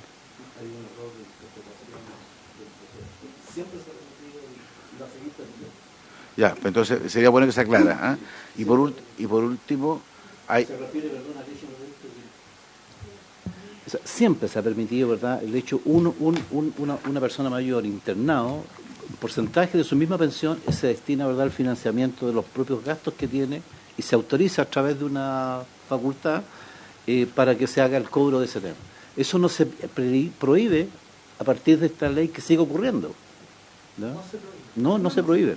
Por eso quería que ustedes mejor lo aclararan, porque lo que hace el senador interpreta como que a partir de esta norma... Es que eso es lo que se entiende de la presentación. Sí. ¿Se fija? Por eso que surgió la consulta y de la presentación se entiende y no la ley, por favor. Que hay un cambio que se aclara. Y por último hay un tema de fraseología que yo voy a revisarla ahí, porque yo creo que la frase, por eso es un problema que lo voy a ver en la discusión en particular. No, porque se usa, a mí me gusta que las cosas tengan siempre un significado claro, porque si no uno podría llenar, o sea, las leyes suponen mandatos, prohibiciones o permisos. No es un tema de declaraciones, porque si no, imagínense cómo serían las leyes. Entonces sería importante, digamos, que nos pueda explicar bien ese tema, directora, y ahí terminamos la sesión porque está la subsecretaria de Hacienda mandándome una serie de WhatsApp, digamos, que nos tratemos de ver el otro, por lo menos reír un informe. Sí, por su intermedio, presidente, señalar que la eliminación de este artículo en específico solo vino a obedecer para una medida para no obligar a que esto ocurriera como un requisito de entrada. Eso, el incentivo que tenía establecer que esto fuera obligatorio, en el fondo que se otorgara un mandato para la entrada de una persona mayor, podría constituir un requisito, una barrera de entrada de las personas al OELIAM. Hoy en día cabe señalar que el mandato se puede otorgar, o sea, eso existe y de hecho para los, entiendo que los ELIAM-CENAMA solicitan que la persona cuando ingrese a este ELIAM pueda otorgar este mandato y del 85% de su pensión, porque como bien señalaba usted, esto constituye algo importante del financiamiento de los ELIAM, y no solamente del financiamiento de los ELIAM, sino que de la misma manutención de la persona. En el fondo, yo vivo en un lugar, por lo tanto contribuyo a la manutención de ese lugar en el que vivo y también al mío. Solamente la intención de quitar esta norma como una norma expresa era evitar esta barrera de entrada que podía constituir una norma legal que lo estableciera de esa manera. Por otro lado, los mandatos y los mandatos de representación existen en nuestro derecho y son dados para todas las personas que tengan su... Pero vamos a entender bien, porque las normas por algo existen y por algo se derogan. O sea, en el proyecto existía esta facultad, o sea, hoy día existe. Y el proyecto decía en el artículo 5, específicamente se hacía cargo de esto. O sea, tenía que ver con lo que tienen que hacer los directores en esta facultad para cobrar, y la facultad también para prestar los servicios que ese adulto mayor requiriera y una obligación de rendir cuenta. Esa era la estructura actual. Hoy día eso se deroga. Entonces, o sea, dice se suprime, esa es la explicación, eso es lo que dice exactamente el artículo, la página 9, artículo 5. Se suprime el artículo 5. Exacto. El artículo 5 es el que generaba en el proyecto de ley original esta obligación y esta obligación o sea, esta opción de cobro y de rendición de cuentas. Al no existir, ¿cuál es la situación en que se encuentra? Solamente ¿Es un tema voluntario? nos vamos a regir por las reglas generales del mandato, es decir, cuando una persona ingresa al ELIAM puede otorgar un mandato a este director dentro de sus facultades. Y si la persona, es que pongamos un caso práctico, Sí. lo del IAM, ¿cómo funciona si una persona dice, llegan dos personas en las mismas condiciones, y una dice, yo no voy a entregar el mandato, y otra dice, sí, yo voy a entregar el mandato?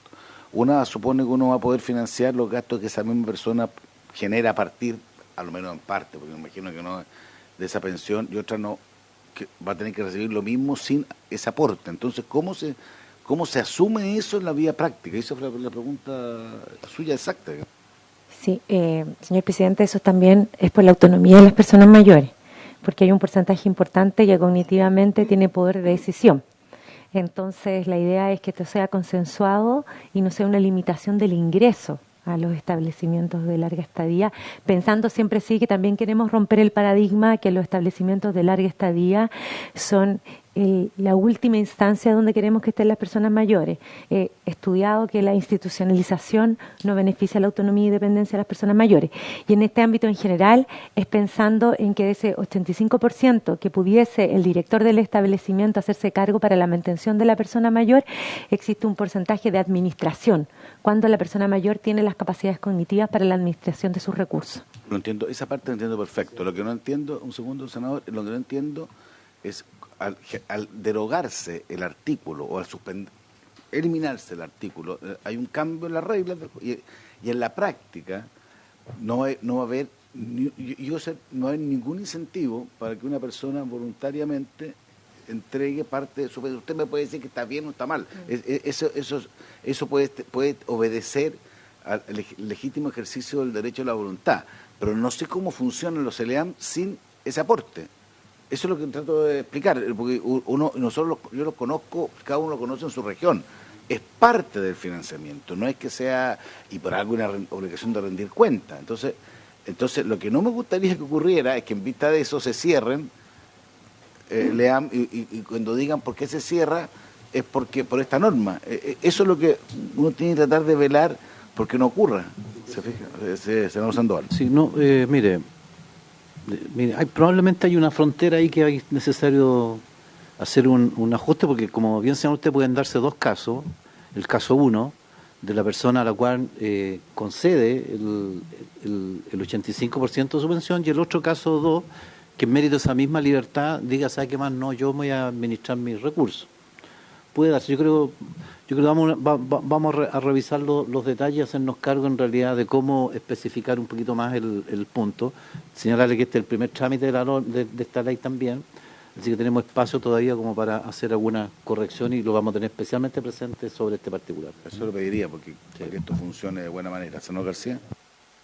Presidente, a ver, un par de cosas. Yo entiendo que aquí no estamos derogando una disposición vigente, sino que un artículo que estaba en un proyecto de ley anterior.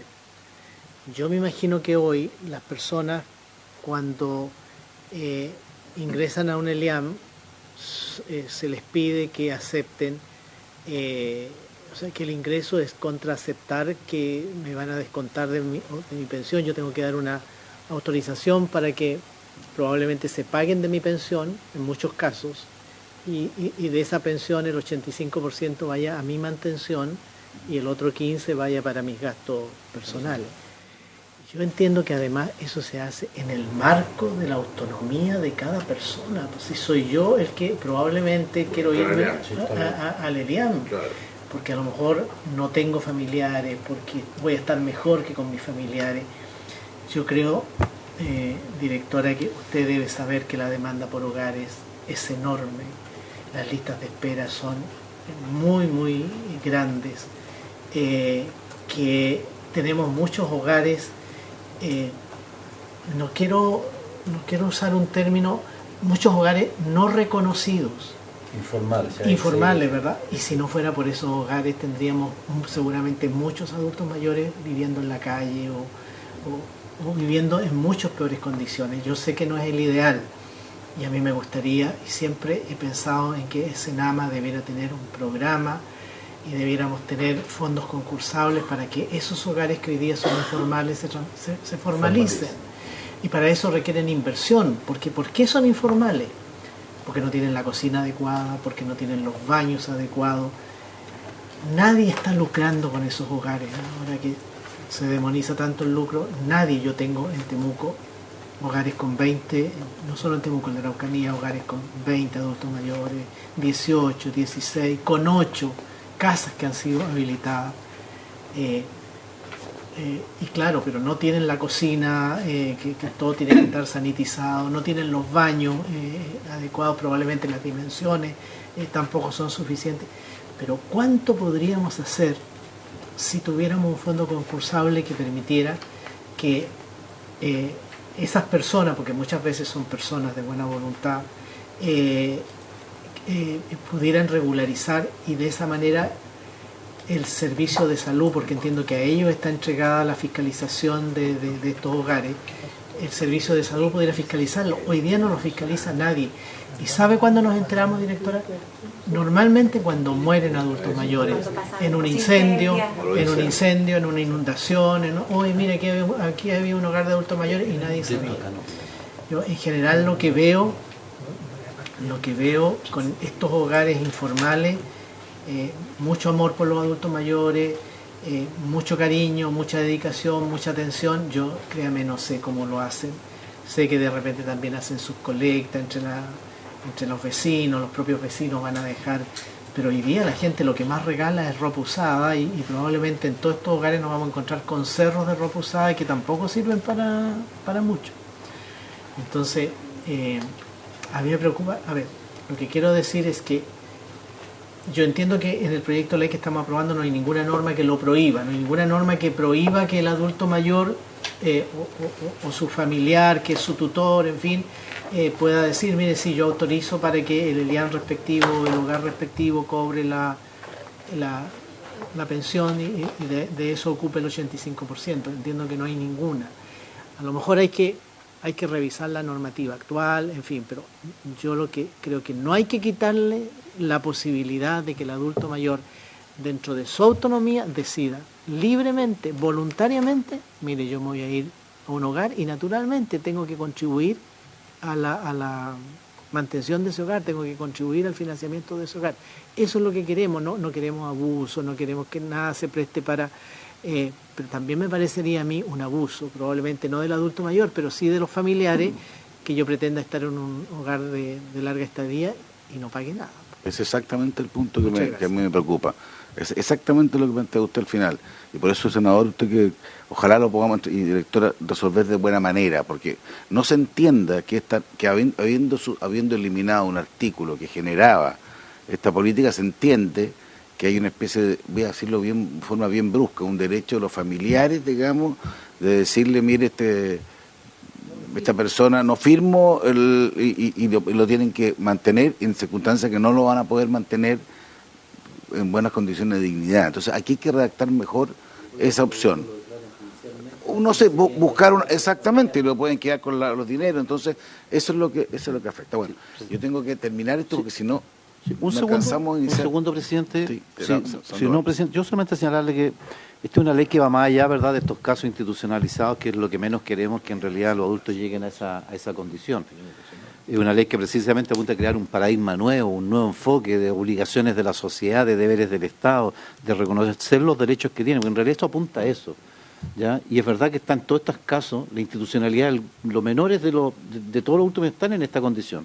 Y todos los queremos a los adultos mayores, ¿dónde? Independientes, autónomos, si tienen algún requerimiento, ojalá en su familia, si tienen un requerimiento final, en la institucionalidad, que es lo que menos queremos, ¿no es cierto?, obviamente nosotros promover. Queremos al adulto mayor inserto en la sociedad plenamente y ese es el objetivo fundamental. Pero no vamos a hacer cargo de esos detalles que se plantean, que pueden ser evidentemente revisados, presidente. Muchas gracias, senador Sandoval. Muchas gracias, directora. Muchas gracias a usted. Daba para conversar mucho más, pero entiendo la premura y me hubiese gustado. Oiga, son temas que son muy relevantes, muy profundos, muy de futuro. O sea, y eso es lo que lo asumimos. Por eso que también es bueno tratar y yo agradezco la buena voluntad, por lo menos, de ver algunos temas que uno le dejan duda. Muchas gracias.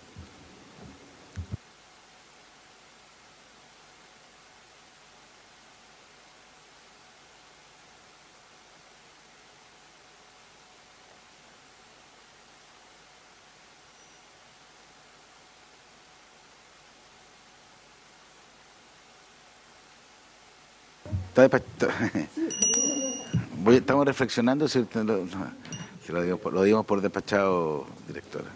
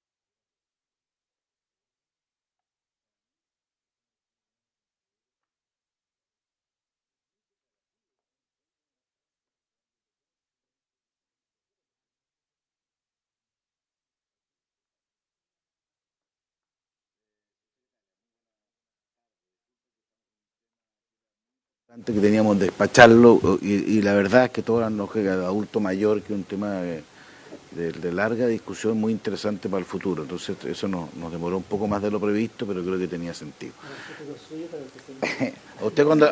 Para usted unos 40 años más, nosotros estamos un poquito más cerca.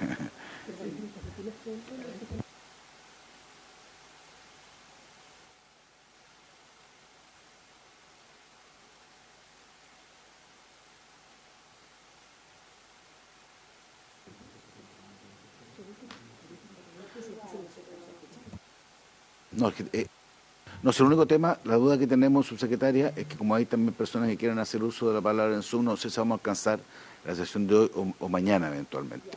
No, pero usted, que nos interesa que usted parta con la exposición del proyecto. Y ahí vamos a ver, depende de eso, si alcanzamos a escuchar a las personas que quieren hacer uso de la palabra, que están siendo... déjenlo entrar por mientras. Avísenme cuando están...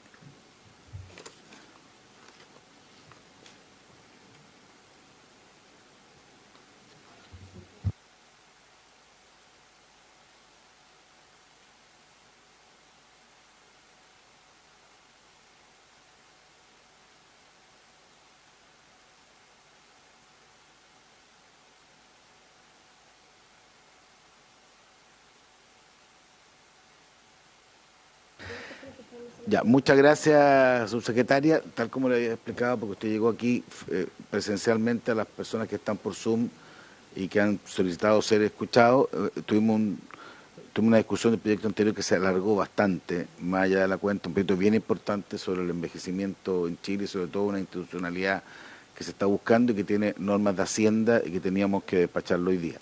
Así que vamos a escuchar su presentación de este proyecto, dependiendo de a qué horas termina, vamos a ver si alcanzamos a escuchar las intervenciones de las personas que están solicitado ser escuchadas, de lo contrario vamos a tener que ser mañana. Así que partámoslo y nos puede explicar en detalle. Muchas gracias y buenas tardes, presidente. Bueno, este proyecto de ley modifica el Fondo de Estabilización de Precios de los Combustibles, el MEPCO, con el objetivo de evitar fluctuaciones semanales y extiende el beneficio de reintegro parcial del impuesto específico a los combustibles para los transportistas de carga. Ese es el título del proyecto y resume en parte bien completamente el proyecto de ley. Entonces, la motivación tiene que ver con el comportamiento que han tenido los precios internacionales, tanto de la gasolina como del diésel.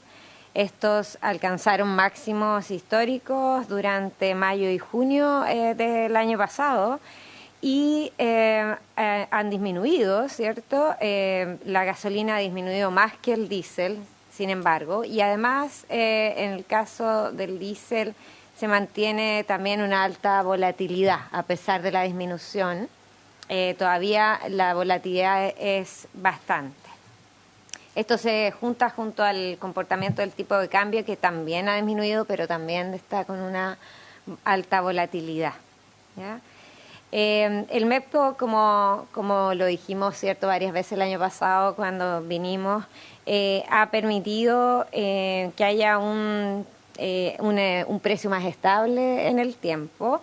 Esto permitió, cierto, a diferencia de otros países del tiempo, ir amortiguando significativamente el traspaso de estos altos precios internacionales finalmente al precio final. Y por lo tanto ha servido. En otros países, por ejemplo, se eliminó el impuesto, pero no tenían un mecanismo de estabilización y eso hizo finalmente que de todas maneras se traspasaran básicamente los aumentos de los precios internacionales al precio final del consumidor. En nuestro caso, como hay este mecanismo, finalmente este mecanismo hizo que en realidad el impuesto operara como un subsidio y pudimos estabilizar entonces el precio de los combustibles. Un subsidio momentáneo, porque después se cobra. Sí, esa es la idea. Señor García. Una interrupción. Si es tan amable de volver a la lámina anterior. Creo que está haciendo no, esa. Significa que una vez que el precio internacional de los combustibles comience a descender, vamos a tener que recuperar todo ese espacio, todo ese todo ese espacio que está entre la línea azul y la línea roja. Quieren ser como 3.000 millones, y más, probablemente. Quieren ser como 3.000 millones de dólares, según me acuerdo, un poco más puede ser. Sí, era bastante. En realidad, parte de esta pérdida la asumimos ya, entonces, porque cambiamos el límite del MEPCO. Si mantuviéramos el límite alto, entonces sí tendríamos que recuperar todo, pero redujimos como el intervalo y asumimos parte de la pérdida del costo que nos significó como país el año pasado. ¿Sí? Y como seguramente va a tener que, no lo vamos a despachar hoy, ¿podría incorporar esa línea al gráfico? Yo creo que sería muy importante para nosotros, para poder explicar también. Sí, no hay problema, lo podemos... Y el dato de cuánto se asumió. Porque creo que eso es bien significativo. Ya. Ok, vamos a incluir eso para mañana. Bueno, entonces la propuesta es dar un poco más de estabilidad, porque el MEPCO básicamente va actualizando este precio semana a semana, ¿sí?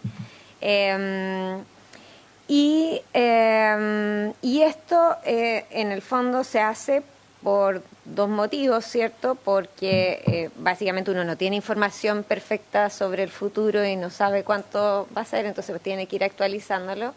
Y en segundo lugar, también porque es mejor ir cambios pequeños, más cercanos en el tiempo, que grandes cambios más alejados en el tiempo, ¿sí?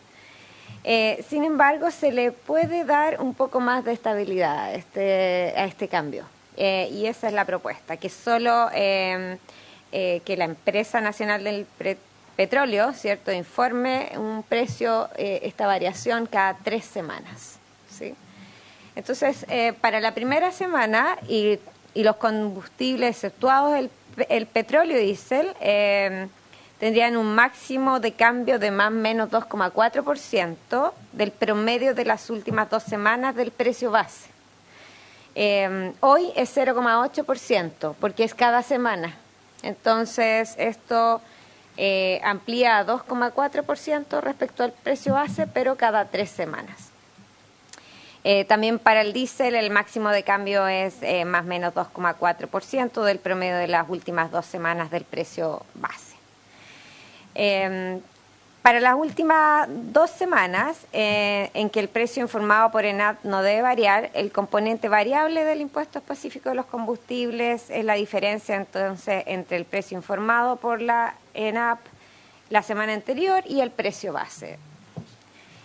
Eso es básicamente el proyecto de ley. Hay un artículo transitorio que solamente por un año, hasta abril del 2024, hasta el 15 de abril del 2024, y solamente para el diésel, se incorpora un máximo de cambio de más o menos 0,25 UTM por metro cúbico. ¿Sí? Y hasta el 15 de abril del 2023, o sea, hasta ahora, el precio informado por ENAP de petróleo y diésel no podrá ser superior al menor precio informado por ENAP que exista en el periodo entre la presentación del proyecto y su entrada en vigencia. Eso es como artículo transitorio. Para ello, el impuesto específico variable determinado en el artículo 3 podría ajustarse a un valor diferente. ¿Sí? Eso es. ¿Cuál es la implicancia de esto? Nosotros hicimos unas estimaciones fuera de muestra, por decirlo así, entre, por ejemplo, enero del 2014 y septiembre del 2022, y luego entre enero del 2016 y enero del 2017. Son distintos periodos entre los cuales nosotros mostramos cómo se evolucionaría el MEPCO actual y cómo evolucionó en realidad el MEPCO como actualmente está diseñado y cómo habría evolucionado con la propuesta que se presenta en el proyecto de ley, en un periodo donde ya fue, ¿no? Entonces la línea roja sería el actual y la línea azul es la propuesta MEPCO nuestra. No se ve en la muestra del 2014 al 2022, se ve ahí, pero chiquitito, que en el fondo hay como una escalera, en vez de ser una línea continua, es un poco más discreta. Y eso quiere decir, si uno lo mira en el sentido horizontal, que por un mayor tiempo, por una mayor cantidad de tiempo, el precio se mantiene estable. Pues sube, más estable, ¿sí? Eso significa la escalera y por eso le da más estabilidad. Mayor persistencia a un precio. En la derecha, donde mostramos el periodo 2016 a 2017, se ve con más claridad, ¿cierto? Un periodo de tiempo más corto se ve mejor. Está la línea roja, que es el precio actual, ¿sí? Que es este cambio continuo, y está la línea azul, que sería la propuesta, y entonces ahí uno puede ver que por un tiempo más grande el precio se mantiene más estable. Aunque en el principio y en el final del periodo los precios se equivalen, ¿sí? Equivalen, no es que estemos modificando el mecanismo en sí, sino que es un pequeño cambio para dar más estabilidad entre periodos, ¿sí? En la tabla, de hecho, de la izquierda se ve también, aquí tenemos el precio base para el futuro, ¿no? Esto entre la semana del 5 de enero del 2023 y el 4 de mayo del 2023 tenemos la expectativa de cómo evolucionaría el precio base. Tenemos el precio con el MEPCO actual y tenemos el precio con el MEPCO nuevo. Por ejemplo, para la semana del 19 de enero del 2023, el precio con el MEPCO actual sería 1.177, con el nuevo MEPCO sería 1.159, y ese 1.159 permanecería estable por 3 semanas. En cambio, el otro de 1.177 bajaría a 1.168 y de ahí llegaría a 1.159. Y entonces con el cambio ahora permanece más bajo por más tiempo, a pesar de que llega al mismo momento, al mismo precio a la semana del 2 de febrero. Y esa es y si uno mira al final del periodo, por ejemplo, 4 de mayo del 2023, llega también al mismo precio. Sin embargo, entre medio, si uno mira si uno pudiera calcular, por ejemplo, la varianza de los precios entre las 3 semanas entre el 19 de enero y el 2 de febrero, ahí habría una varianza positiva con el MEPCO actual. En cambio, con el MEPCO nuevo no habría varianza. Y eso permite dar, el argumento es dar un poco más de estabilidad en ese mes, ¿sí? Y eso es valorado, básicamente nosotros hablamos con distintos actores y eso es valorado de buena manera. Aparte de eso, el proyecto de ley viene también con una ampliación de la vigencia que todos los años se legisla, ¿cierto?, la ampliación de la vigencia del beneficio de reintegro parcial del impuesto específico, ¿sí? Ese beneficio es 80% para contribuyentes cuyos ingresos anuales sean menores a 2.400 UF, 70% para los contribuyentes entre 2.400 y 6.000, y 52,5% para los 6.000 a 20.000 UF y 31% para los contribuyentes cuyos ingresos anuales hayan sido superiores a 20.000 UF. Solo para concluir, esto es una pequeña modificación, un mecanismo que en nuestra opinión funciona. Nos funcionó bien durante el 2022 y esta pequeña modificación lo que hace es darle un poco más de estabilidad a los precios durante el año, haciendo cambios cada 3 semanas. Eso, para sus comentarios y preguntas. Gracias, subsecretaria.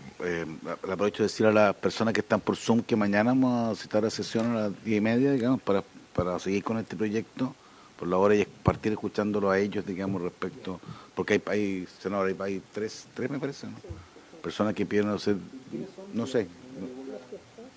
A ver, está la Confederación de Taxis Colectivos y Transporte Menor de Chile, la Federación de Taxis Colectivos de la Comuna de la Florida, la Confederación de Taxis Colectivos de Chile. Son taxis. Sí. A ver, muy brevemente, antes de cerrar, que nos quedan... subsecretaria, se lo voy a plantear. Yo me imagino que el tema de los taxis colectivos van a ser un planteamiento más bien del amplio ámbito de acción del MEPCO, más que el cambio específico. Así que dejemos eso para cuando mañana lo podamos ver.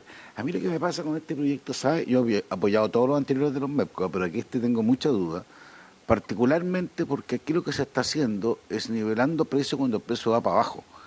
Yo lo entiendo cuando va para arriba, porque usted va haciendo espacios de estabilidad y va atenuando, digamos, a la alza, pero me cuesta mucho menos entenderlo cuando el gobierno, no el gobierno, o sea, todos los indicadores, también el gobierno, que dijo el ministro de Hacienda que los combustibles iban a la baja hasta el mes de febrero, por lo menos, lo han dicho todos los analistas de todos los...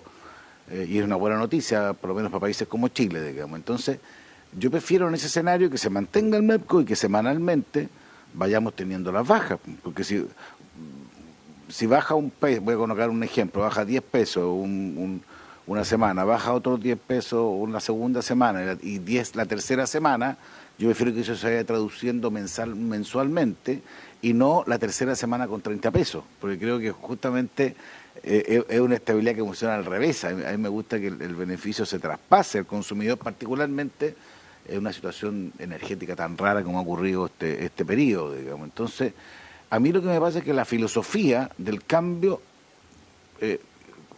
probablemente esto fue diseñado en otro momento, esto pasa así, cuando los precios iban hacia el alza, entonces uno dice, ¿cómo amortiguo el alza? Pero cuando van a la baja se produce el efecto exactamente al revés, donde el teórico beneficio, a mi juicio, se traduce en perjuicio del consumidor normal, por así decirlo, en donde va a ver que esos precios no se van a reflejar semanalmente, sino que se van a juntar para verlo cada 3 semanas. A mí me pasa eso conceptualmente y me genera una duda muy muy profunda. Entiendo, seguí en detalle también la discusión en la Cámara de Diputados y este fue un argumento bien decisivo que originalmente fue muy transversal, después se alineó un poquito más de otra y fue una votación estrecha para el MEPCO. Siempre son votaciones más bien casi unánime, pero se produjo por esta misma razón y que a mí me hace mucho sentido el decir, mire, cuando hay una tendencia a la baja, lo importante es traducir rápido esa baja, no esperar que se acumulen bajas para sumarlas. No sé si me explico, digamos, No, lo que estoy siguiendo es, lo voy a traer mañana, todo es volátil hoy día, pero lo que vi una información del ministro, lo puedo traer, que hasta el mes de febrero, a lo menos, se espera que los combustibles sigan bajando. Además se junta esto con una cosa que también es importante, que el peso del dólar ha ido a la baja, porque todo esto tiene una explicación mayor. El término del COVID en China hace que haya más actividad, por tanto sube el precio del cobre, por tanto baja el precio del dólar, por tanto baja el precio. O sea, hay una serie de elementos que se van dando, se van juntando. Estoy siguiendo lo que han dicho los especialistas, no pretendo serlo, digamos, pero si es un dato, y a eso me quiero referir, senador, si es un dato que los precios van a la baja, si es así, a mí me hace poco sentido este proyecto. Me haría mucho más sentido si uno intuyera, y ese fue el argumento que usted mismo nos dio, si yo me acuerdo, yo tengo memoria para eso, cuando en el MEPCO, recién iniciado este gobierno, se acuerda que usted, creo que las primeras cosas que le tocó hacer fue el tema del MEPCO, la razón fue porque producto de la guerra o la invasión de Rusia a Ucrania se había producido una alza del precio y era esperable que siguiera subiendo. Por eso se hizo el MEPCO o esta nueva variable del MEPCO. Pero cuando es al revés, a mí me hace mucho ruido hacerlo. Subsecretario. Por su intermedio, presidente. Esa tabla lo que hace es mostrar lo siguiente. Si uno se fija en la semana del 19 de enero, el precio con MEPCO actual es 1.177, ¿sí? Y eso va bajando a 1.168 y a 1.159 para el 2 de febrero. Con el nuevo MEPCO bajaría más rápido el precio. Bajaría inmediatamente en la semana del 19 de enero a 1.159 y se mantendría en 1.159 3 semanas. Entonces baja más rápido con el MEPCO actual. Pero es que usted me está usando al revés, perdón, me está sumando a partir de ahora. Mi pregunta es, ¿qué va a pasar en 2 semanas más? Ahí está un poco la estimación. Lo que pasa es que como es una escalera, justamente si uno lo imagina visualmente, lo que hace es, el proyecto es como bajarlo hasta donde va a bajar, digamos, y ahí lo mantiene estable y el otro empezaría a bajar gradualmente. No adelanta la baja usted. Lo que pasa es que constata la baja, que es distinto. Es que como estamos en un periodo de bajas, bajaría más rápido en ese periodo. Después igual. Claro. Pero bajaría más rápido en 3 semanas, efectivamente. Pero después bajaría, es que esto es curioso, bajaría en 3 semanas más rápido. Ajá. Y después se chantaría, voy a hacer una explicación práctica.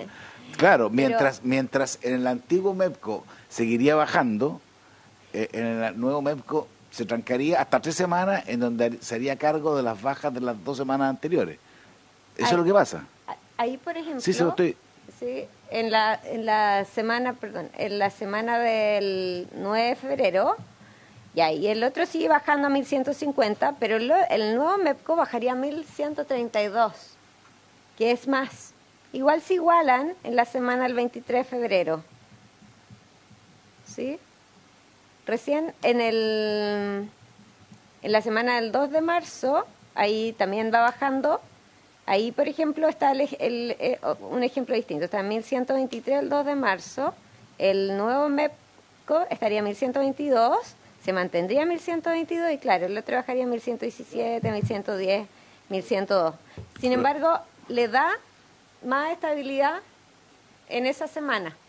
Entonces, va a depender un poco de cómo va evolucionando, pero esas son las fortalezas del nuevo MEPCO. Pero es que esa fortaleza, ¿sí? Perdón, si usted usa el ejemplo del 6 de abril el precio del MEPCO actual sería 1.091 y con el nuevo MEPCO sería 1.102. ¿Por qué ocurre eso? Porque eso va a ser, se fija, estoy siguiendo su tabla, no estoy... Sí. Y después se igualan al 1.097, entonces yo no quiero perder esa variable, ¿se fija? Porque en el fondo lo que hace, esto tiene mucho más justificación cuando va al alza, porque en el fondo atenúa que no toda la semana, sino cada 3 semanas. Igual se refleja la verdad, porque al final los precios son los precios. En cambio, cuando va a la baja, yo prefiero acelerar las bajas, acelerar que la gente lo entienda, las bajas, digamos, y no esperar que hayan 3 semanas para que se constate. Pero, este cuadro gráfico para los dos casos, sí. Subsecretario.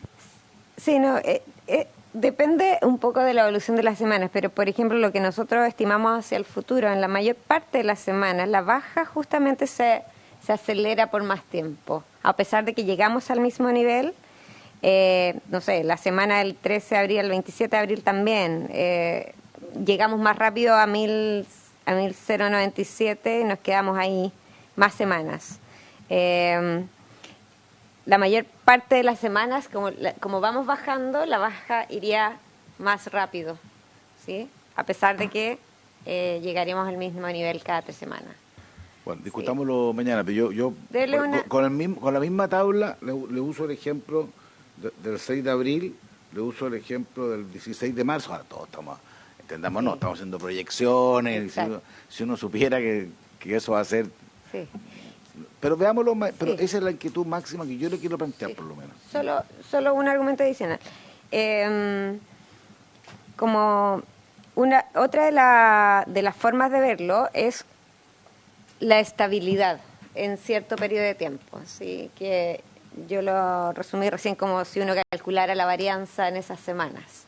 Y eso también hay que dar, esa es nuestra opinión y por lo que nosotros conversamos, ¿cierto?, con los actores, es bien beneficioso en términos de, por lo menos por 3 semanas, no va a cambiar el precio.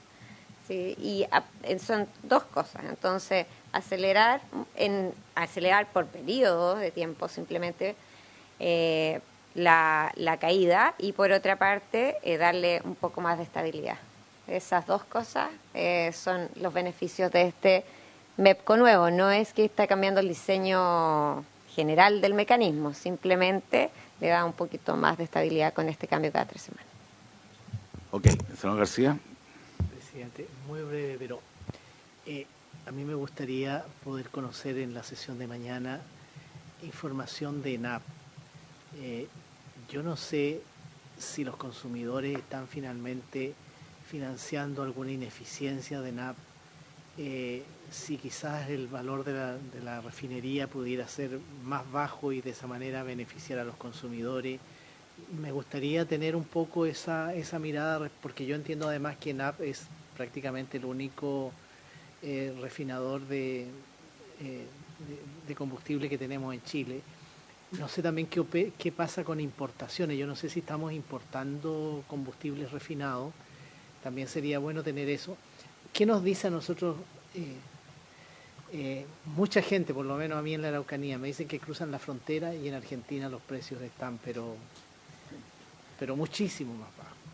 Entonces un poco como que a uno lo interpelan para decir, bueno, ¿y ustedes por qué no hacen nada? ¿Por qué tenemos un precio tan distinto a Argentina? ¿No? Yo no sé si eso es tan efectivo, no sé qué está pasando en Perú, no sé qué está pasando en Bolivia con el precio de los combustibles, pero siempre nos hacen esa comparación y a mí también me gustaría tenerla. No sé si ellos tienen mecanismos de estabilización, como lo hicieron durante todo este periodo de alza de precios internacionales, pero me gustaría que tuviéramos también una mirada no solo de lo de acá, sino que también un poco lo que ha venido ocurriendo afuera y de manera muy importante lo que ocurre con ENAP. Muchas gracias. Muchas gracias, senador. Entonces, subsecretario, seguiríamos mañana a las 10:30. ¿Ah? Y ahí podemos recibir también, aprovecho de saludar a las personas que están ahí por Zoom. Como han visto la exposición de la ministra, entiendo que la inquietud de ustedes probablemente van por otro lado, pero por lo menos pudieron conocer la inquietud respecto al proyecto mismo y mañana vamos a analizar en su conjunto lo que ustedes plantean. Recordemos siempre que la iniciativa en materia de gastos del Ejecutivo, lo digo Lo digo previendo cualquier otro planteamiento que se pueda hacer. Por haberse cumplido con la agenda de la sesión, se levanta.